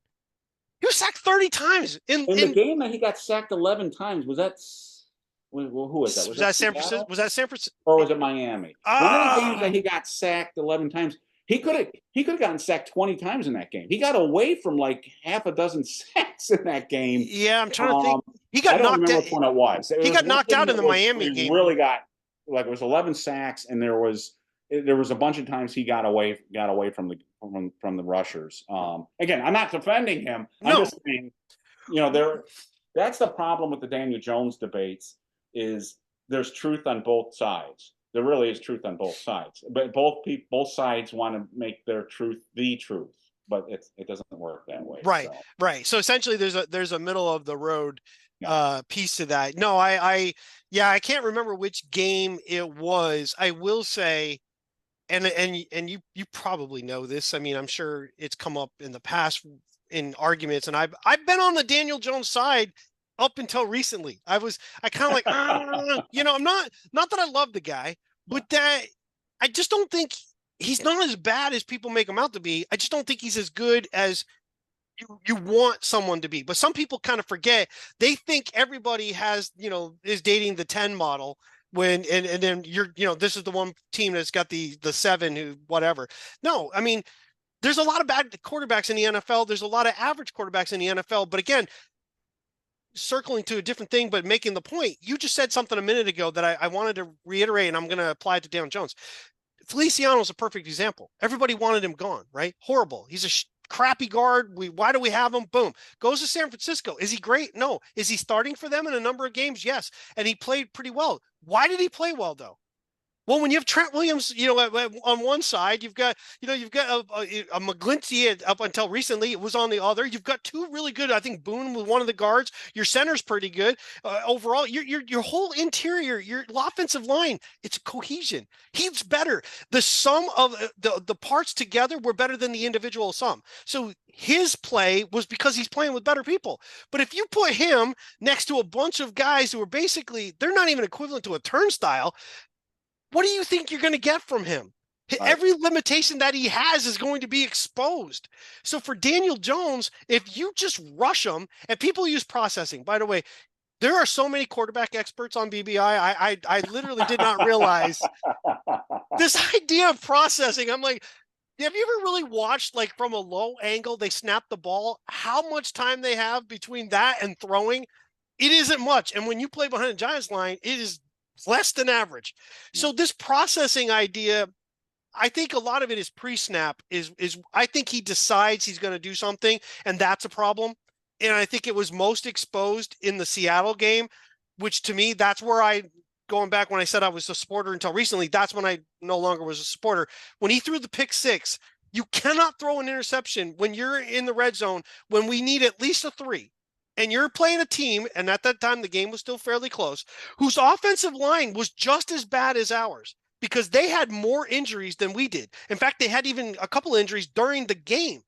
You throw a pick six, which it looked to me like the second he took the snap, he was throwing it to that guy. He was throwing to the slant. It didn't matter what defense they were doing, what anybody moving around. He had made up his mind. That's what he was going to do. That's the play where Dable threw his Yeah, pad. he was pissed. He was pissed. I at that point I was like, okay, that's that whole thing. But again, go in 22, he didn't make those glaring mistakes. They limited him. But one thing I will say about 22, and I'll tie it back to Barkley, the second half of the season, Daniel Jones was more of the focus. Even though we struggled, I'm not saying it was great. He was more of the focus. And when we got to the San Francisco playoff game, go back and look at it. Barkley, I think, ran the ball 9 times. Jones was running the ball. Jones was throwing the ball. Oh It, yeah, it was not Barkley anymore. but And I think, the impression they give, everyone has, and I don't know if this is right or wrong, but it makes sense to me, and it's what I saw, and it's what I felt, and other people said the same thing. They ran more of the RPO offense and they narrowed the field because they rolled him out a lot. And they were playing teams that were really undisciplined with the backside pursuit. So Daniel would fake a handoff and roll in the opposite direction. And he's a good athlete, and he would burn them with their feet, or he would throw, the field was narrowed down. He had sure, half the field to throw to. So that plays into this idea, right or wrong, that he has issues reading the field, and if you narrow the field for him, it's easier for him. That might not have been the case. It might have been a function of the fact, again, that we had Hodgins at wide receiver and not much and else. and Ricky James and Marcus Yeah. Johnson, and yeah. But that plays into this thing that. So my big takeaway with Jones is this: is again, I'm more like you. I don't know. I don't know what he's saying. I don't Right, know. right. You hear people say sometimes these things take on a life of their own. People will say, well, he can't process, like you said, he can't process or whatever. That may be the case. I don't know. I don't know what's in his head. But what I do know is this: he leaves the field and two other guys come in and they start throwing the football down the field and good things happen. And that's what I've seen the last few years from him is he won't pull the trigger attacking down the field. And when he does do it, some good things can happen. Hyatt had a good play in the was it Arizona, where it was like Yeah, one of his first catches. It was a deep catch. We've got the guys. Give him a chance to make a play on the football. And he wasn't like that when he came here.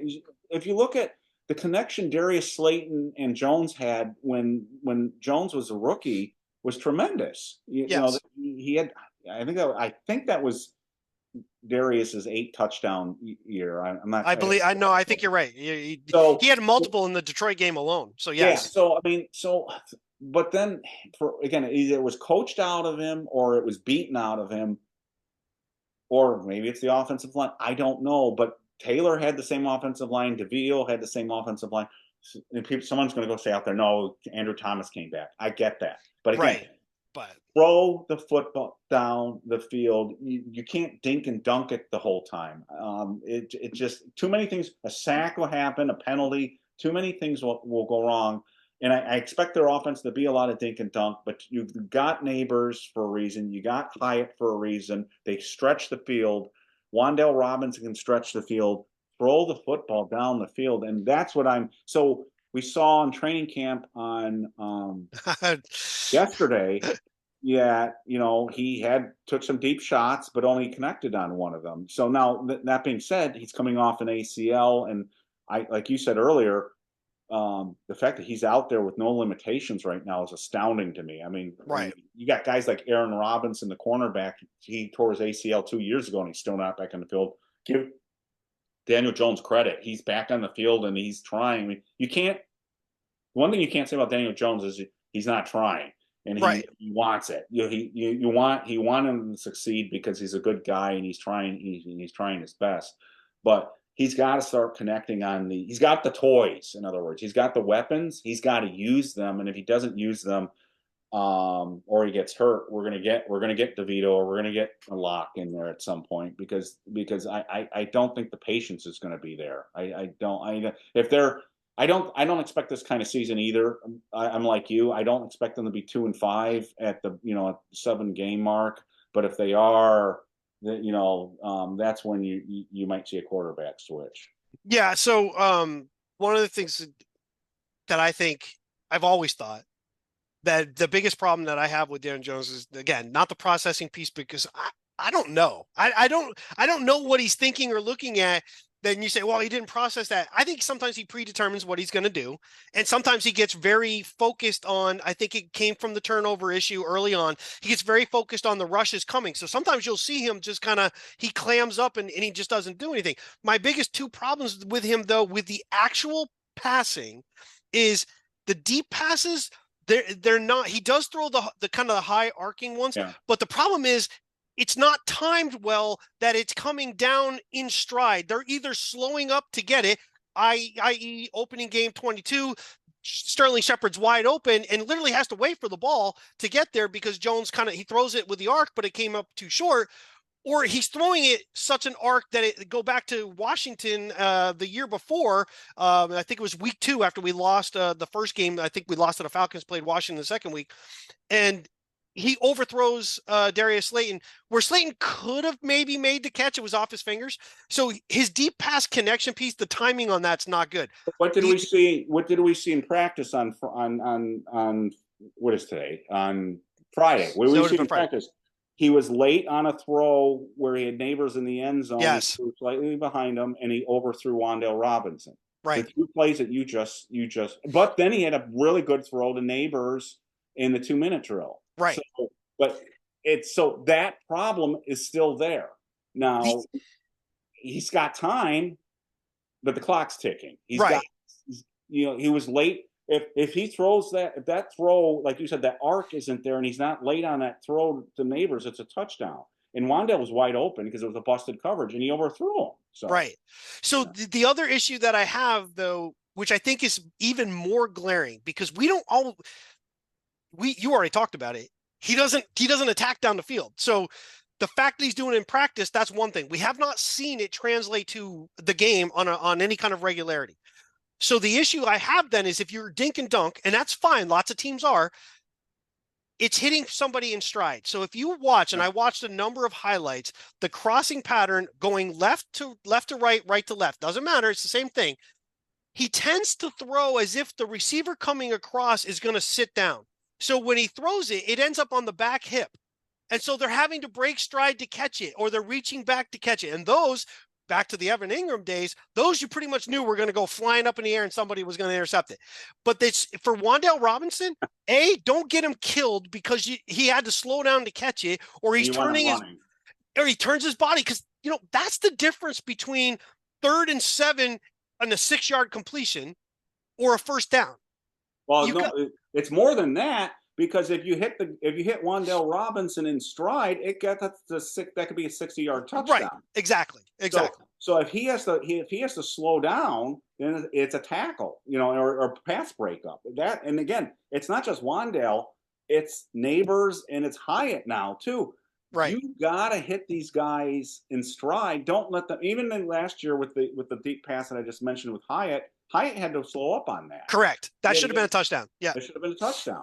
So that's what he's got to solve, and I think that's got to drive the coaching staff nuts. And I think that's what we saw in Hard Knocks a little bit. A hint of it is like they know.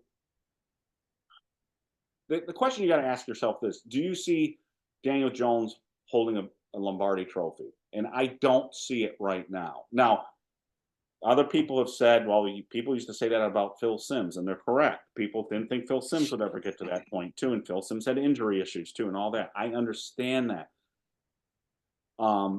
But the clock is ticking on Daniel, and he's already gone through how many head coaches is he? He's now on his third head coach. Third head coach, yeah. Oh, and he's been in the league 6 years. So I mean, how many times are we going to change head coaches until we figure out that the player? It's not. It's the player. So I mean, there's a phrase called a coach killer.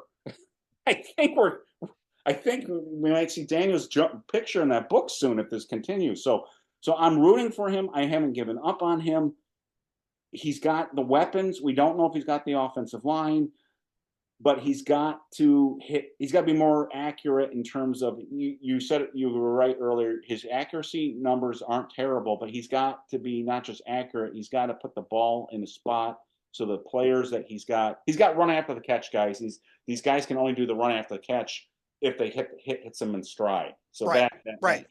that bears watching. The one thing I would watch in the preseason, hopefully we don't see one series of Daniel Jones like we did last year in the preseason, which he looked great, but he ran one series, they went down, they scored a touchdown, he didn't play the rest of the preseason. The one thing I would look for is ball placement. Not just if he's completing it, but where is the ball when the player is on short passes? Where is it put in a place where the receiver can do damage after the game, or is the receiver slowing down and it's a 6-yard catch?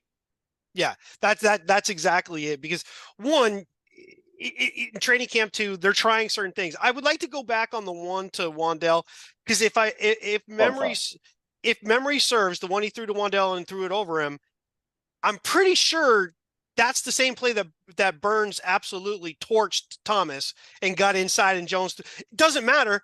Robinson broke open and you overthrew him. If you threw it and he hadn't even broken coverage yet, and you just threw it way ahead and you were just getting rid of it.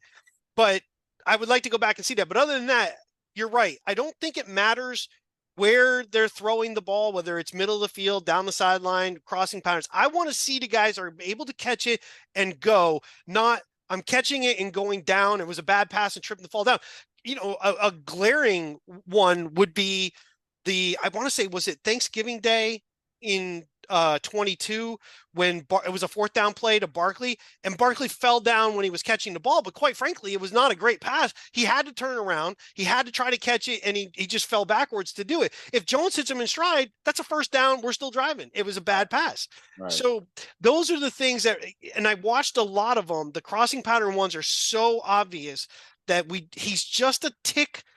I don't want to say it's late. It's literally, he chooses to throw it where the guy's going to be, but not where he's continuing to be, just a spot.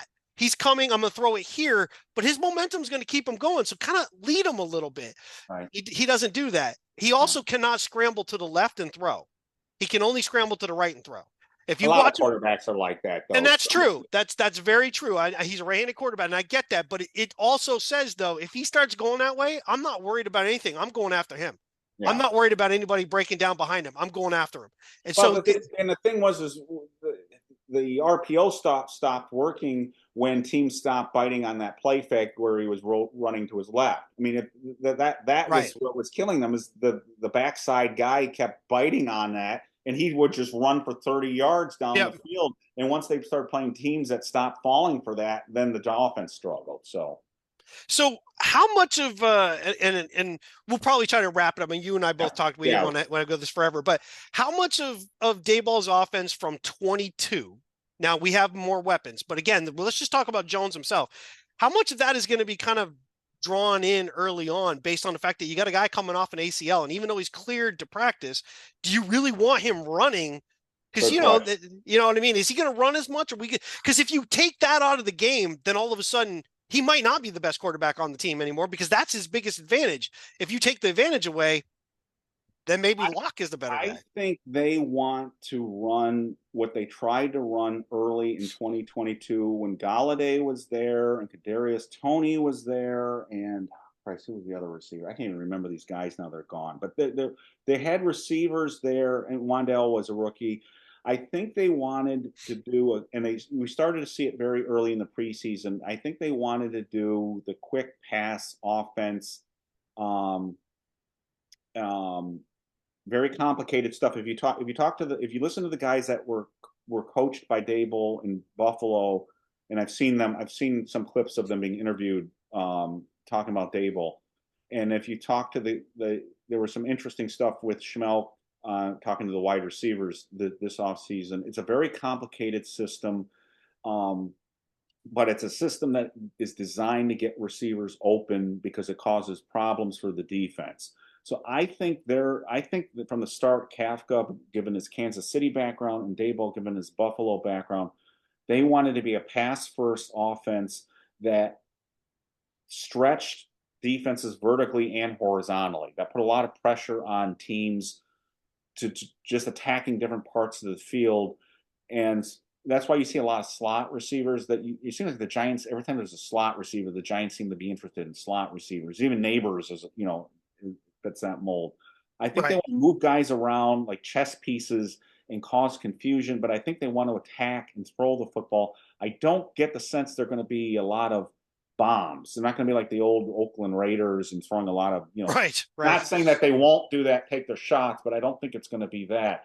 I think they're going to try to move the ball by attacking and putting pressure on the defense. And I think Singletary, running back, fits into that because he's more adept at as a receiver and a pass blocker than Saquon was. So I expect a lot of throws, and some of this is going to be designed short throws. So some of this, when people say, well, Daniel keeps throwing short, and I've been harping on that too, some of this is going to be by design. Right. But they've got guys, again, that they can catch the ball if they hit them in stride, that they can do big chunk plays because they'll do damage after the catch. And I think you saw that 2022 early on, then everybody got hurt and they had to change the offense and do this RPO stuff. And that's when it really got, they really changed things up. And I think they always kind of wanted to get back to that, and they haven't been able to get back to that. That's my theory. So the offseason moves to me suggest that John Runyon's not a run blocker; he's a pass blocker. Singletary's a runner, but he's also very good in the pass game. Right. I just think the moves that they've made, and Theo Johnson, the tight end, he's not really, even though the Penn State background, he's more a pass receiver than he is a blocker. They did bring in some run blocking tight ends in free agency, but I don't think this is going to be a running team. I think this is what you're asking too. Are they going to ask Daniel Jones to run a lot? I don't think they will. I think that'll still be part of the game, but I don't think they're going to make a living off Right. running the football. I just don't think that. I think they're going to throw. Better or worse, they're going to throw the football. I think you're right. I think he's going to move. I think they'll move him around, but I don't think they're going to run him a lot, especially early on. But I think the really short passing game is actually going to become part of the de facto running game. It's really, you know what I mean? And then you take pressure off that way, and then you can mix in the other runs. I mean, we didn't. Again, I don't want to say they're equal because they are not, but we didn't see huge drop-offs when Breida would come in, with Barkley came in. They ran the same kind of plays, and Breida produced up the middle and would make some good plays and get yardage, and he'd go back out, Barkley come back on. I think that rotational idea of multi-backs and Turbo now on that guy looks like he could be kind of like a Dave Meggett sort of like spark to a team that they weren't really counting on, the way getting them where they got them. And Tracy's a former wide receiver. Right. So that too. That's right. So I think short passing game becomes the kind of will get people to back off running game piece substitution, and then run after the catch. Now, you can only count on run after the catch so much, though. If lanes start becoming so congested, you're going to have to beat people deep to get them to back off. But I'd rather have that problem if we've been doing it enough that forces people to come up, that then you can burn them deep. We'll see. And I tell you what, and this I'm sticking my neck out on this one. I think Hyatt is going to have a huge year if the quarterback isn't an issue. Agreed. If you play tight coverage on Jalen Hyatt, he's going to kill you. That guy, there's been enough plays in two camps already that, and people are going to say it's training camp. No, the guy can blow past you. No, He's blow past you, and if I'm playing defense, I don't have one guy. I'm very nervous if I leave one guy in Jalen Hyatt because he can embarrass you. I'm really high on him, and you combine. That's the problem. That's the thing that stinks right now. I don't think the Giants are going to have a bad year, but if they had a quarterback right now, I think they could be sneaky good this year. I really do. I think they're a young team and they're going to be growing pains and in places. But this wide receiver core, the Giants went for, again, we're dating ourselves, you and I, in terms of how old we are. Yes. The Giants haven't had a lot of great wide receivers until fairly recently when they had the Toomer, Plaxico, Steve Smith combination with Eli. Right. And then they had the Manningham, Cruz, Nix combination. But before that, Phil Simms said the best receiver he ever had was the guy who broke his hip. Mike Sherrard. When we got him, Sherrard. Yeah. And he only played with him for like half a year before he broke his hip. Simms had Bavaro, but he didn't have any wide receivers. This receiving group on paper can be as good as any receiving group as the Giants have ever had. The problem is we don't have the Phil Simms or the Eli or even the Kerry Collins, if you want to, we've been very fortunate that we've had, even though there was a period where we went through like the Kent Graham, Danny Cannell period. Yes. We did have Phil for a long time. Kerry did a decent job, whether you loved or hate him. He did a decent job for a while there, and then Eli was there. But you compare that with the teams like the Commanders or the Browns or something like that. They've gone through 30 quarterbacks during the same period that we went through like 3 quarterbacks. Right. If we get a quarterback, and that's why I'm rooting for Daniel or whoever replaces him, we've got the guys now. We just got to have somebody who can throw him the football. Yeah, I agree.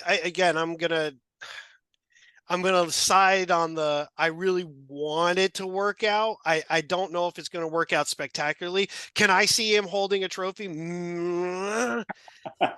It depends on the rest of the team. Do I think he's a guy who could be like Eli and playing a team like San Francisco and getting a crap beat out of him, but he just keeps coming back and he makes the throws that wins the game? No. The game would have to be really. He is the classic game manager. But is Brock Purdy a game manager? He's kind of a game manager, but but he makes the right decisions and he hits people in stride. He's got a great team around him. And we need Jones to make the right decisions and hit people in stride. I don't expect him to be, he's not going to be Justin Herbert, who, by the way, hasn't won anything either. He's not going to be, even Jordan Love from last year. He's not going to be that guy who's just throwing up the huge stats, but he could be a guy that makes the plays enough and you've got enough talent. You just said it. One thing I will say, as far as the receivers go, and one thing that we really want to pay attention to, or could, if the bad happens, but we play well enough, this could be beneficial to us. We have 4 receivers on the team that we know are going to definitely be there. You've got Neighbors. Yeah. He's the guy. Yeah. Robinson's going to be there for sure. His role is much different than the other receivers. He's going to be there. Then you got Hyatt, and as long as he continues to do what we think he can do based on why he was drafted, there's just a pure speed. He's just unbelievably fast. He's going to be there. Then you got Slayton. Then after that, it's kind of a mix of whatever. If we struggle with wins, but the offense is producing and Slayton is doing pretty well, he becomes an obvious trade possibility to another team because we have so many young players out of position. We don't have a lot that we could deal to help us in the future. He's a guy that we could, though. He's a guy that could get dealt if we're not really winning, but he's doing all right, and we've got the younger guys to build upon. That's a guy that could get dealt to help us kind of get back some of the stuff we gave away, as it was to get Burns and things like that.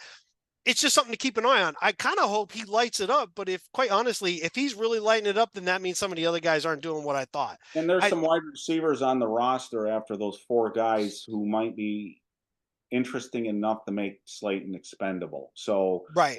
there are some young guys there that are, I'm talking about guys like Bryce Ford Wheaton.